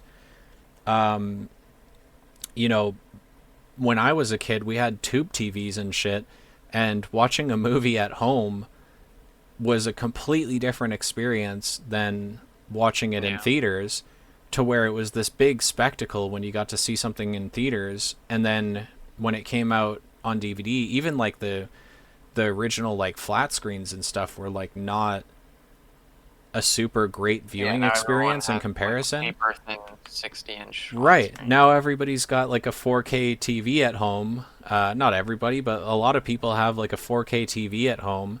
I mean, dude, even Um, in like by this time in like 2025, dude, like most like screen related technologies like monitors and TVs, like even decent quality ones are like pretty fucking cheap, bro.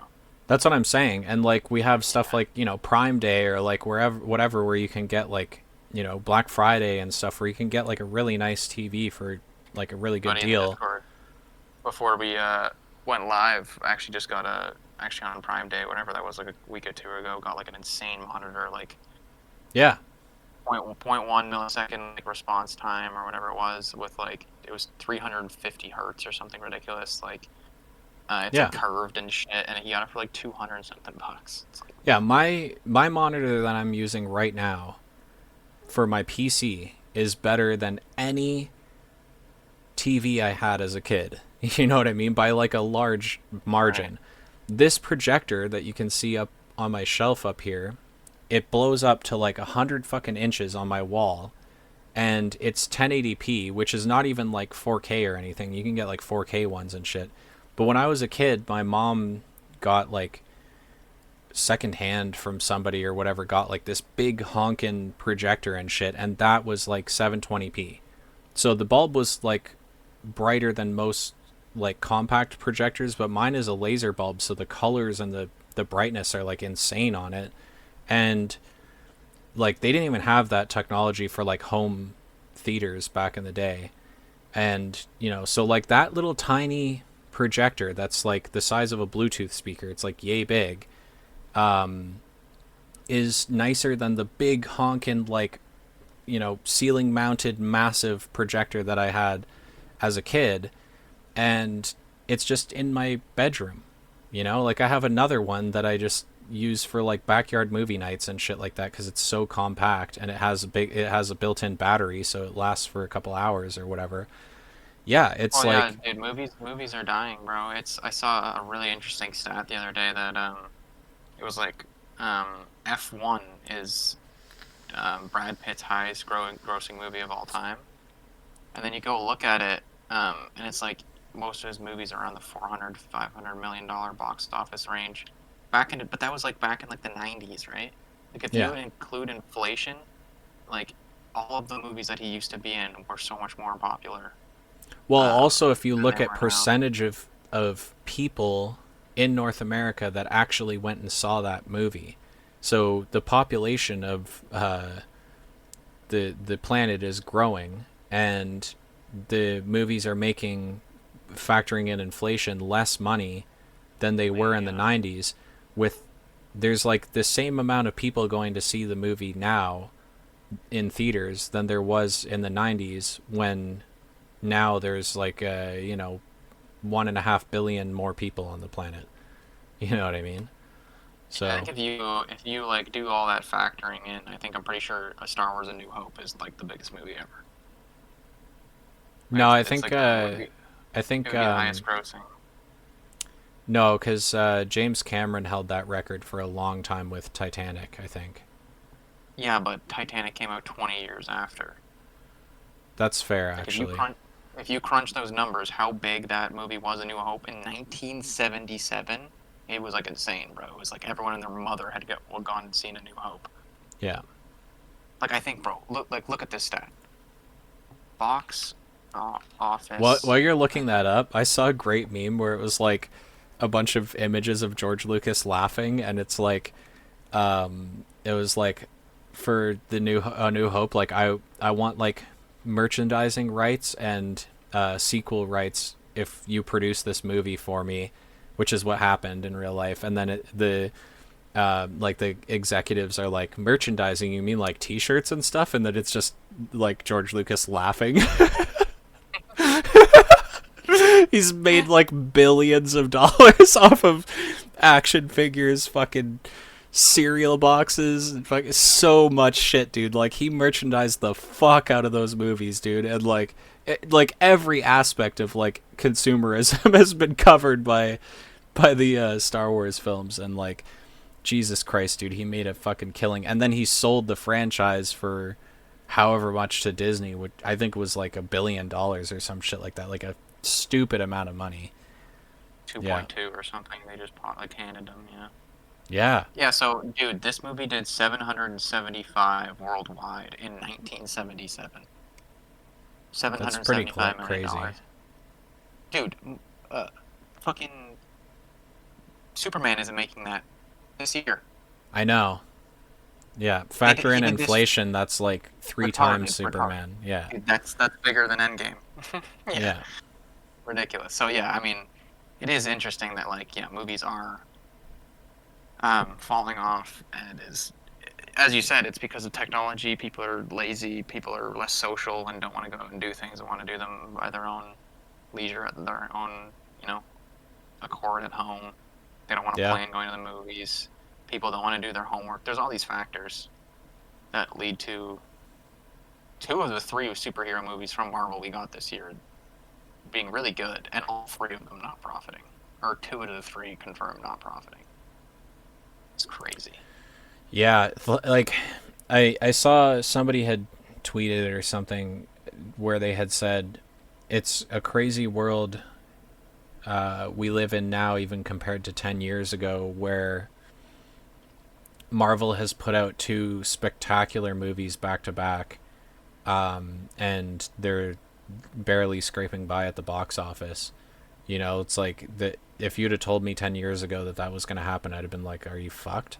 You know what I mean? Yeah. But it's crazy to think that like Thunderbolts and Fantastic Four are like the kind of movies that the fans have been asking for, to like go back to formula and make like really good, fun, interesting, visually well done films. And you know, we've gotten movies like Quantumania and Love and Thunder and stuff that did not perform well because people didn't enjoy the tone of the movie, or the story of the movie, or the visual effects of the movie, or whatever. All of those things were handled brilliantly in Thunderbolts and Fantastic Four, and both of those movies just did terrible at the box office. It's like, damn, dude, like that's nuts.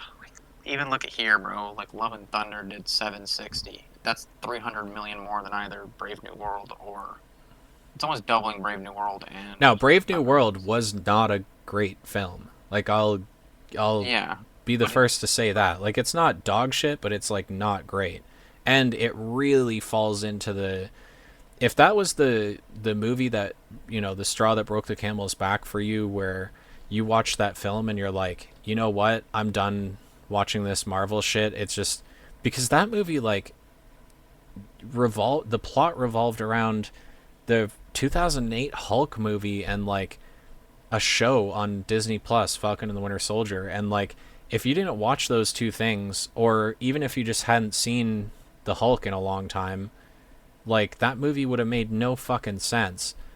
So they really shot themselves in the foot with that, where it's like, this movie really, really relied on your knowledge of the universe it takes place in. And the sad thing is that the Thunderbolts, although, Falcon and the Winter Soldier introduced John Walker, Ghost was introduced in Ant-Man and the Wasp. But there's all these things that you have to have seen to know who the characters are going in.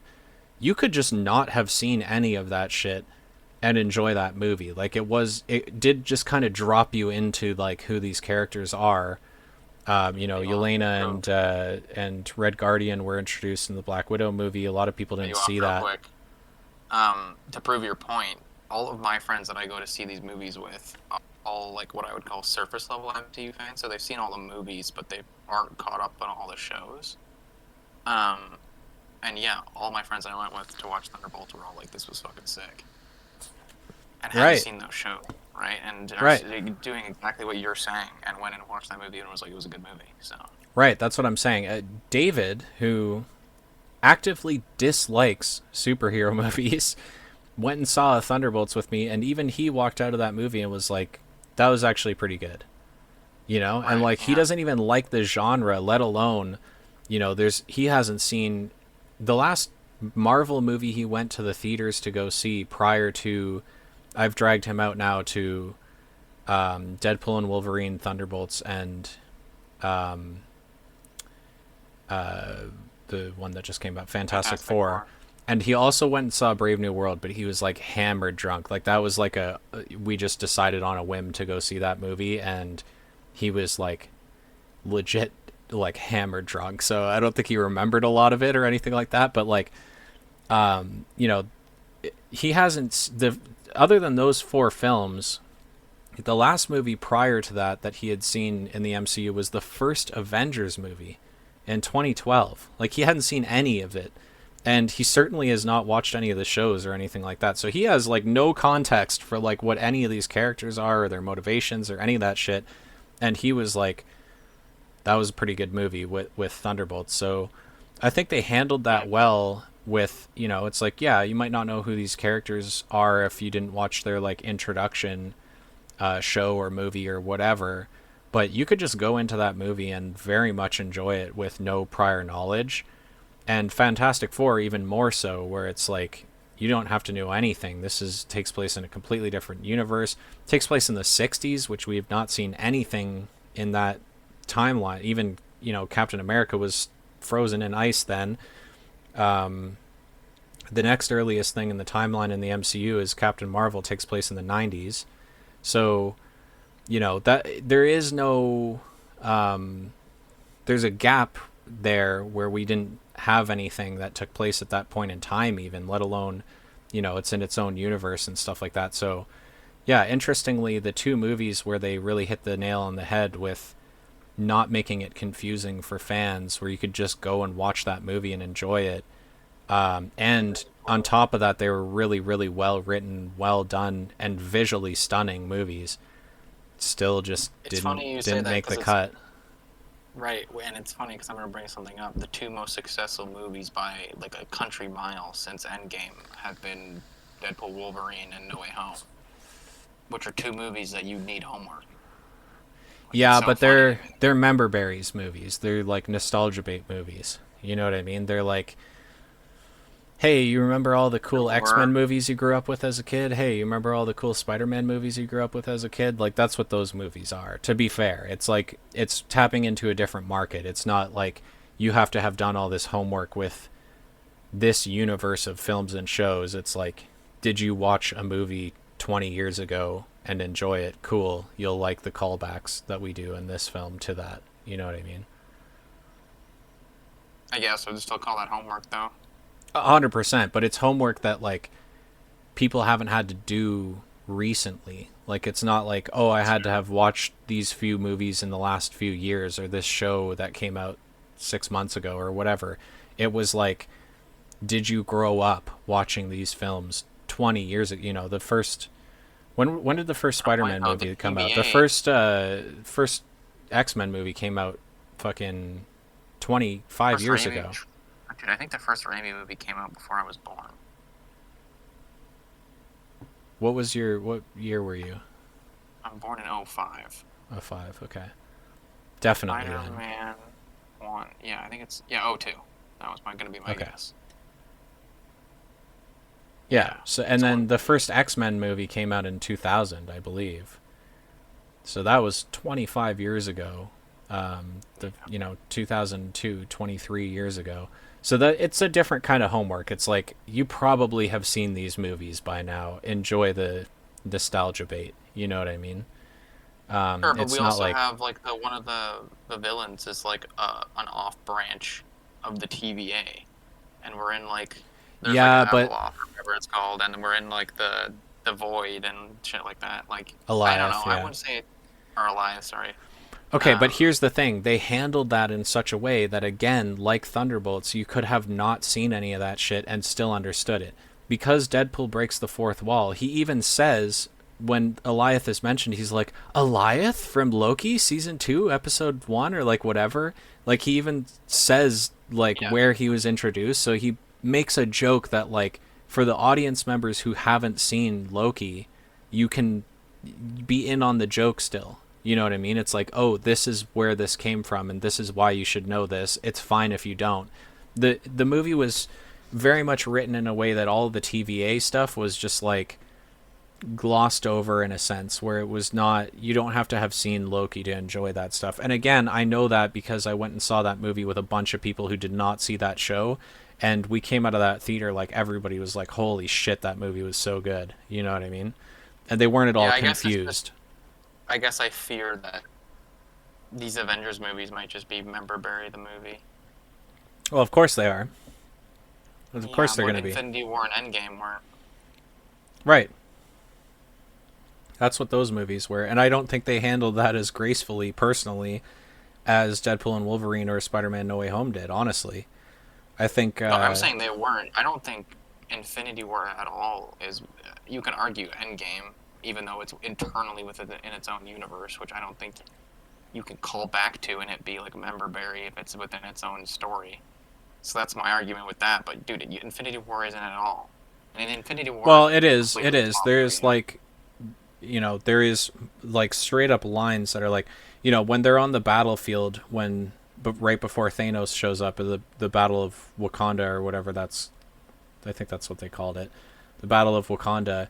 They do a straight up callback where it's like, or no, that is an Endgame where he says, where Black Panther's like, give it to me, and he's like, or he says, Clint, give it to me. He's calling back to when in Civil War Clint was like, hey, I'm Clint, and he's like, I don't care, No, but there is some like references to past stuff in. Sure, and I'm not saying that I don't dislike or like I'm not saying I dislike Deadpool and Wolverine or No Way Home. I think they're both really phenomenal movies, but I am saying that like they do have way more of that than like an Infinity War specifically or an Yeah, for Avengers sure. One, obviously.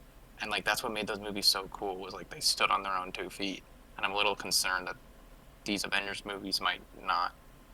And the thing is Deadpool and Wolverine and No Way Home are both good movies without it. I have a feeling that these new Avengers movies might be terrible without them.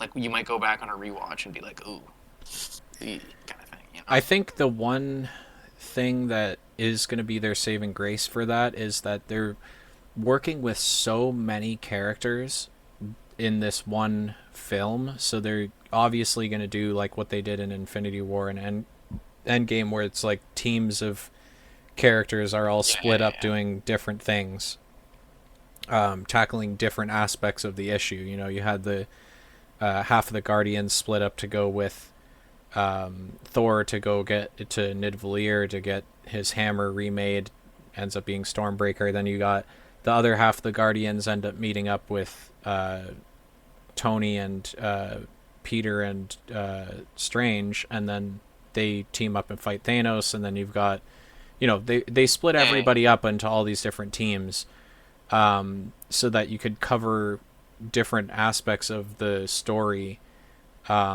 cutting to and from different like different groups of people. I think obviously that's what they're going to do with Infinity War and Endgame, but they're working with even more characters, that all need screen time. So I think what might save them in that aspect is that they're not going to have enough time to do all these like set them up and knock them down like jokes and callbacks and stuff. It's going to have to be very subtle, quick ones, is what I'm hoping at least. Where it's like right. stuff like in Endgame, the scene I mentioned where he's like, Clint, give it to me. It's like a very subtle nod to that scene in Civil War. And you might Okay, not have I'll give even you one in realized Endgame. that's I'll what give you one in Endgame. On your left. on your That left. shit was Right. peak. Right. That was peak. Right. That was peak. But that's why it was enjoyable, because it was just a throwaway line. Or even Cap picks up Thor's hammer, and Thor's like, "I knew it," because there's that one scene in Oh yeah. Ultron when he Ultron like when he like nudges shifts it, it a little bit. right, Mm-hmm. and Thor realizes, okay, I was right. He could pick it up, and he chose to not embarrass me, right? So it's subtle stuff like that where it's like it feels so grand and fun on screen, because you're like, oh, I remember that. That's so cool that they called back to that.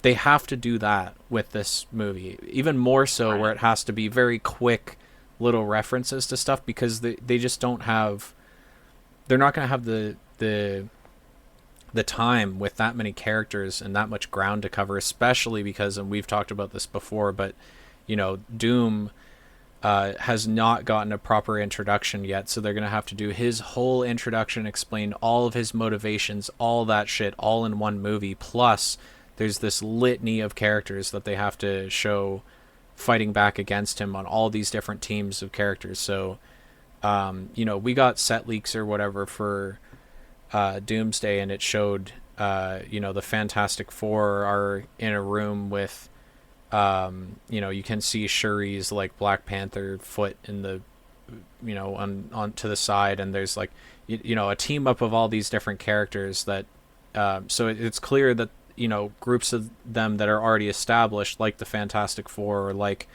the X-Men, or like, you know the Avengers, and we've now got the new Avengers and the Avengers, the Thunderbolts, whatever you want to call them. But all of those teams are probably going to split up based on their power sets and like what they're good at, and their skill sets and stuff like that. So you're going to see all those teams split up with other members of other teams and form these temporary teams. And there's just so many characters to cover in that. I just would be blown away if they spent too much time doing like member berries in a bad way. You know what I mean? Right. And both Daredevil and or Jesus, I've done that twice now. Deadpool and Wolverine and Spider-Man: No Way Home, they did very much more grandiose callbacks and references to their prior films that they're referencing than Endgame did. Endgame was very quick, little things, little subtle nods to stuff and whatever. So I think it can be done in an interesting and fun way. But if you look at like how many characters were being utilized in either one of those two movies in comparison to even Endgame, let alone what this movie is going to be, they were working with a much smaller cast of characters to make those references to and do those callbacks for. So I just think like, unless this movie is going to be 4 fucking hours, like how are they going to do it on the same scale that that Deadpool and Wolverine and Spider-Man: No Way Home did? I just don't think they have the option to do that. I think it's going to be more like what Endgame was, where it's just very quick, subtle nods to stuff, and then you move on. You know what I mean? Yeah. No, I think that would. I'd prefer that. I am just worried that they're like, I don't know. lost. We should wrap, by the way. Yeah, we're almost at 2 hours. We can wrap it up here. It ended up being a regular length episode. We both thought this might be like a little bit of a shorter one, just because we were gonna just talk magic Because and a couple video we games, always and we always yap. yeah, we It always is yeah. crazy how Deadpool Wolverine's highest grossing R-rated movie of all time. And in my humble opinion, rightfully so. It was fantastic and fun. And again, it was there's all these, a whole generation of people like myself that grew up watching the original X-Men movies that now get to go see a movie that calls back to all those things. Dude, I legit cried during the credits Yeah. when they did the like the little Yeah. beautiful homage to all of the past films in the Fox universe, and like that whole little behind the scenes shots and all that stuff, and like that made me cry, dude. Like I was like, man, these are the movies I grew up with. Like this, Yeah, they did Stan such a Lee beautiful going job. Hugh Jackman. That was cool.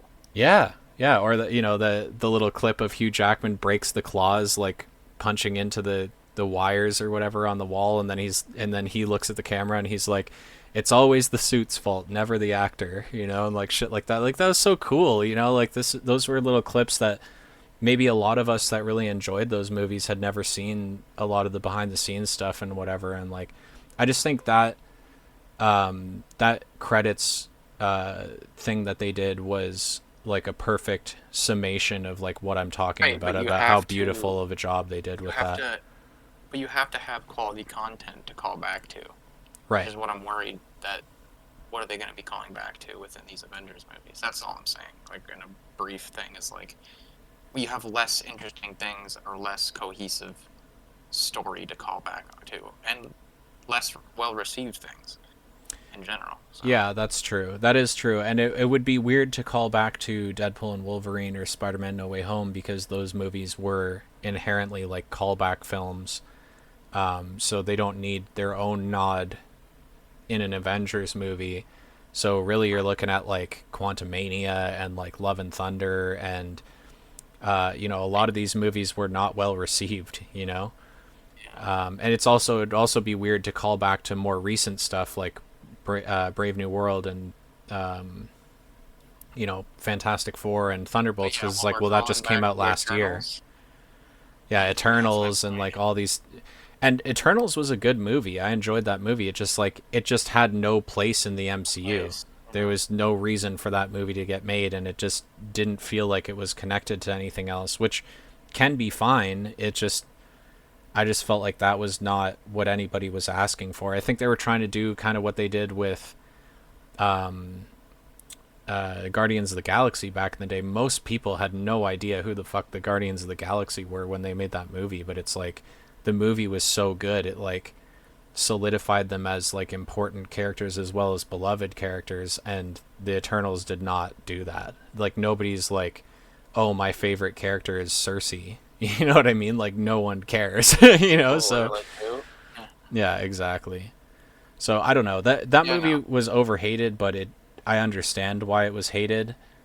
But again, What I was trying to get at is just like the callbacks mean more when the content they're calling back to also meant a lot to you, right? Like yeah, that's like right if Star Wars goes and makes a new trilogy, right? Or I have to go sit through a Star Wars movie with my kids in 20 years and they call back to Rey. Like I'm gonna want to put a bullet in my head. right. Well, When they it's do right have for some no. good stuff that's come out that's far enough removed from current day that they could call back to that was universally Just getting enjoyed, like annoying. WandaVision and what Yeah. else? I don't know. I guess they can't really reference Loki because it's not.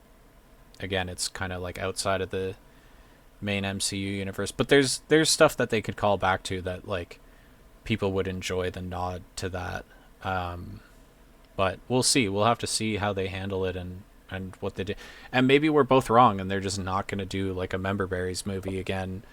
I just think They with them could. hiring They the actually could. yeah, I just think with them hiring the Russos, who don't get me wrong, they directed Winter Soldier and Civil War before they ever did Infinity War and Endgame. Those were both great movies. Um, it doesn't necessarily have to be that kind of movie, but I think just by them hiring the same people that brought us Infinity War and Endgame, I think structurally these movies are going to be very similar.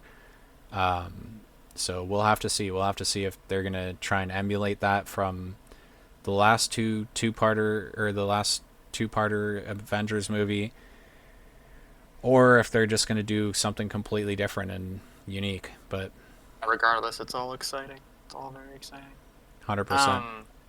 Before we wrap, because I know we both have to get off, or you gotta get off. I just want to say we'll probably do a bonus episode. I want to figure. I know I'm gonna work too. I'm not too busy with work this week, upcoming week.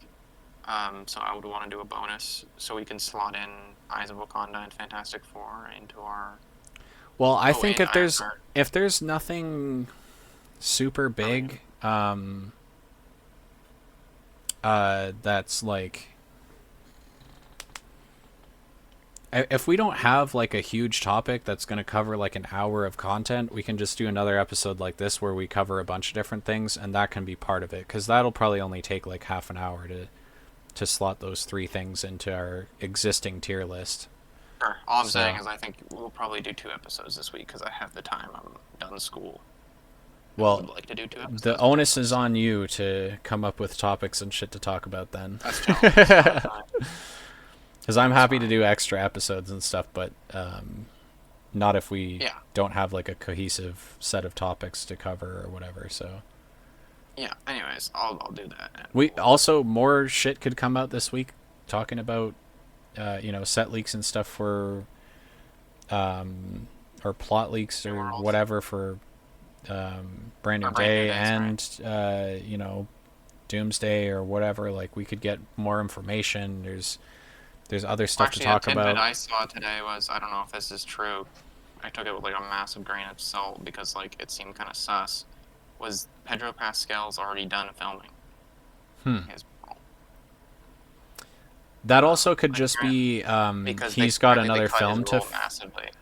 Well, it could also just be that he has another film that he's scheduled for, and then so they just shoot all of his stuff first, and then if things need to change as the film is shot, then they just go and do reshoots after he's done, wrapped filming on whatever other project he's in. That totally kind of stuff happens all the time.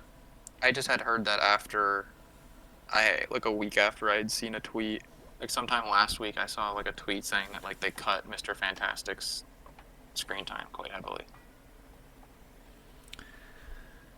People are like clowning on him in the media and shit like that about him being like very touchy-feely with women and stuff, and maybe they're just the anxiety meme. Yeah, the anxiety meme. I don't know.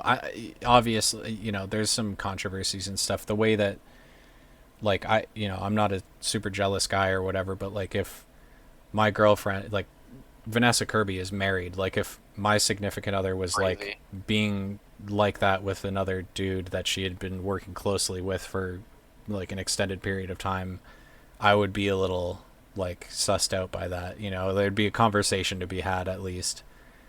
So I kind of get the whole controversy and stuff. However, that doesn't necessarily mean that that's like why that happened or whatever. But so I think that's kind of a nothing burger controversy, because it's like, I do think it is a little weird, but at the same time, like, there's also someone on the other end who's just completely okay with it that we also have to then call out, right? Like, Vanessa Kirby's also acting hella sus.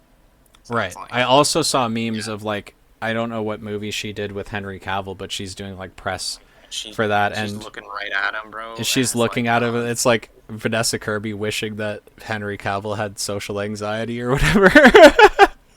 And it was like, damn, dude, like, the memes are hilarious, regardless of what the outcome of all that is or whatever. But yeah, it is funny to watch.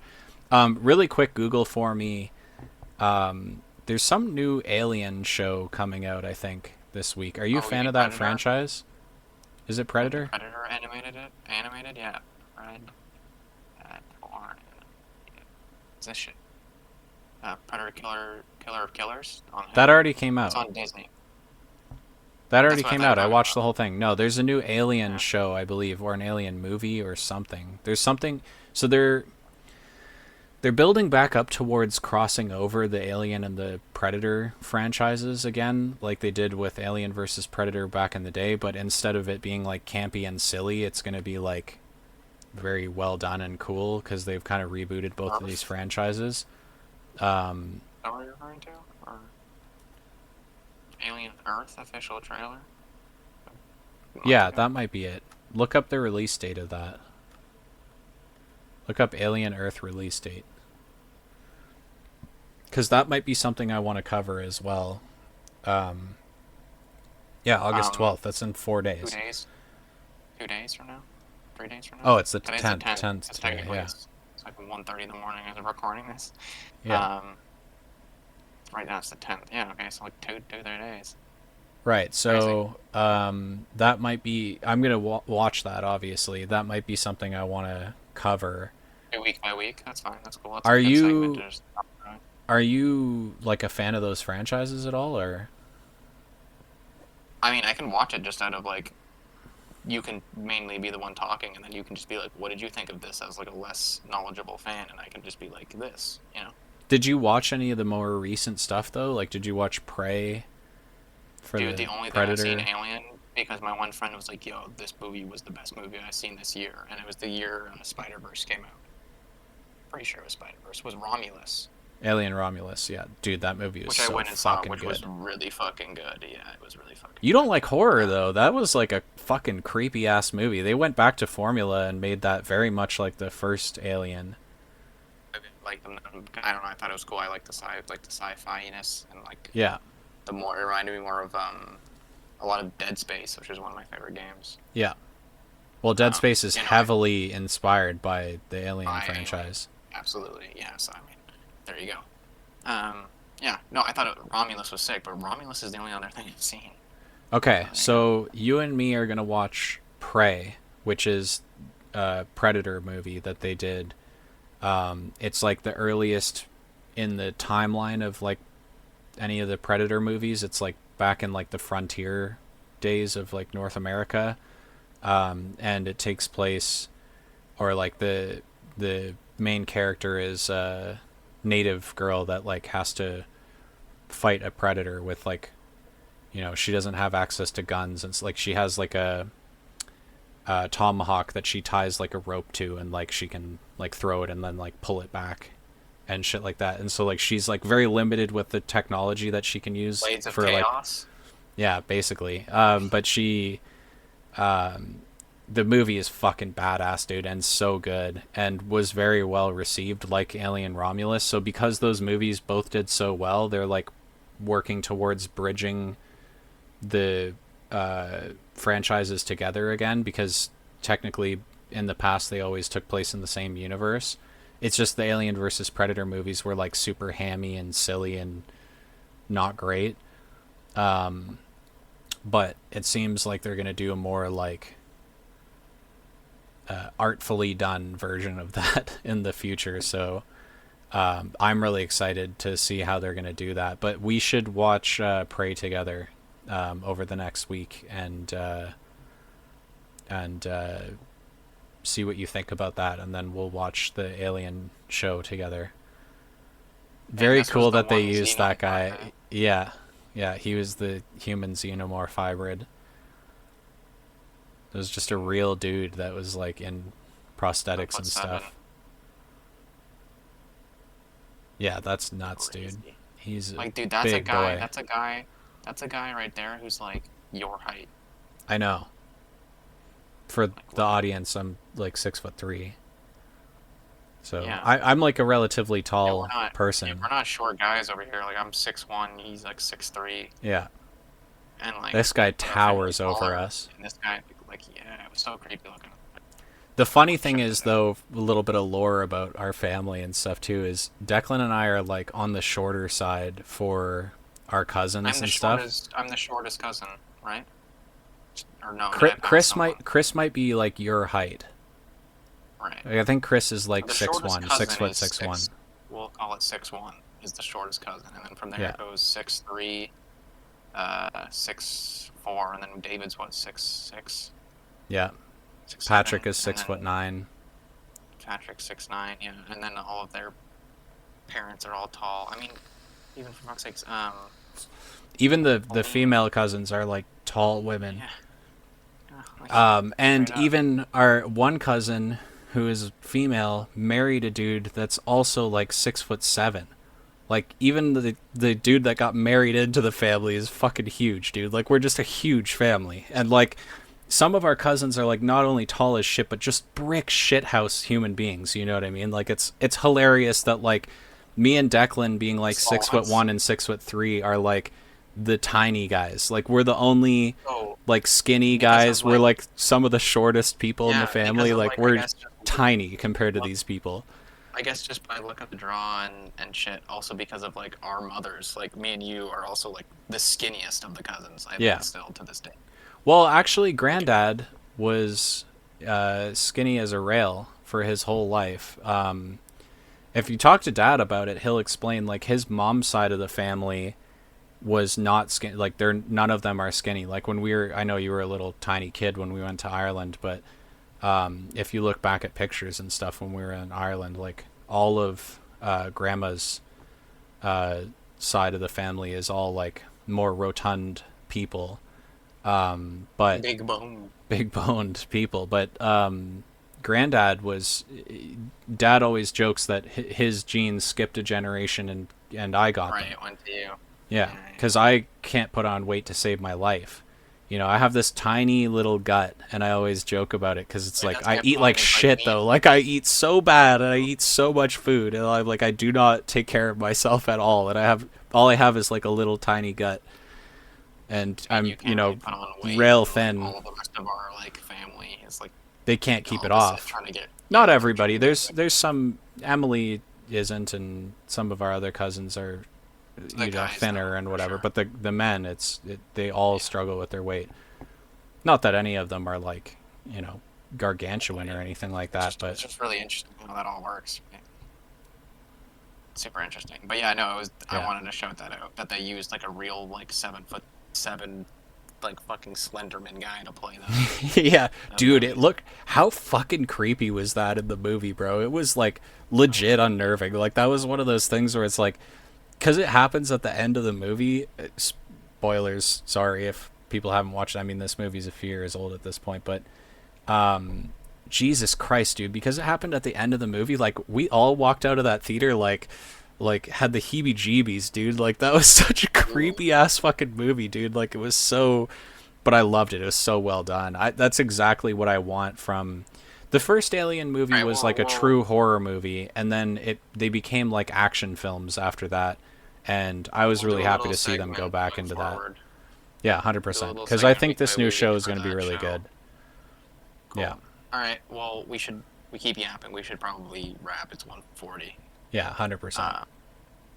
Alrighty. Well, we'll most likely have a bonus out for y'all, but if that doesn't happen, we'll for sure be back next Sunday. So, Every Sunday, you can well, count on us to have an every Sunday. episode. It's nice cuz this Yeah. doesn't take a lot. I don't have to get people together or whatever. Declan, whenever him and I are both free, we can just shoot a podcast. We're literally sitting in our Shoot the shit. bedrooms. So Yeah. thankfully, it's not super difficult to do this, and they're also really easy to edit.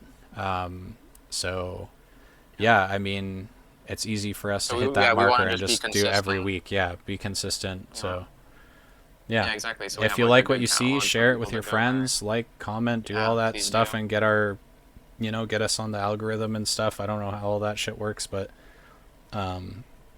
do whatever you got Give to us do to get us a little attention and stuff so that other people see it and hopefully we'll be a successful show at some point in the future. So hopefully the dream would be able to do an episode where we review something after going to like the actual world premiere for it, right?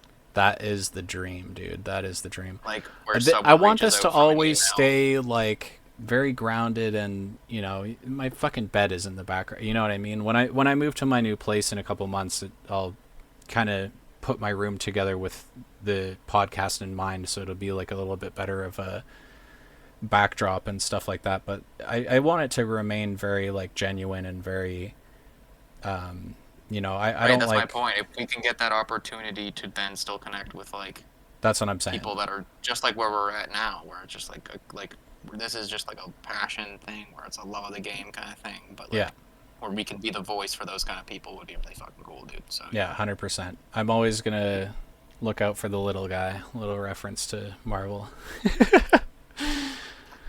Anyways, Anyways, yeah, okay, we gotta let's wrap wrap here, there. but A great love episode. y'all and see you next Sunday for sure. If not, we'll probably see you earlier because I want to do a bonus, but I gotta do some homework and get some topics. So All right, yeah, that's on you, man. But that yeah, I alien got thing some should things. take up a good chunk of time. So hopefully we'll have some stuff to talk about. So, all right, Cool, cool, cool. see you later, guys. Peace.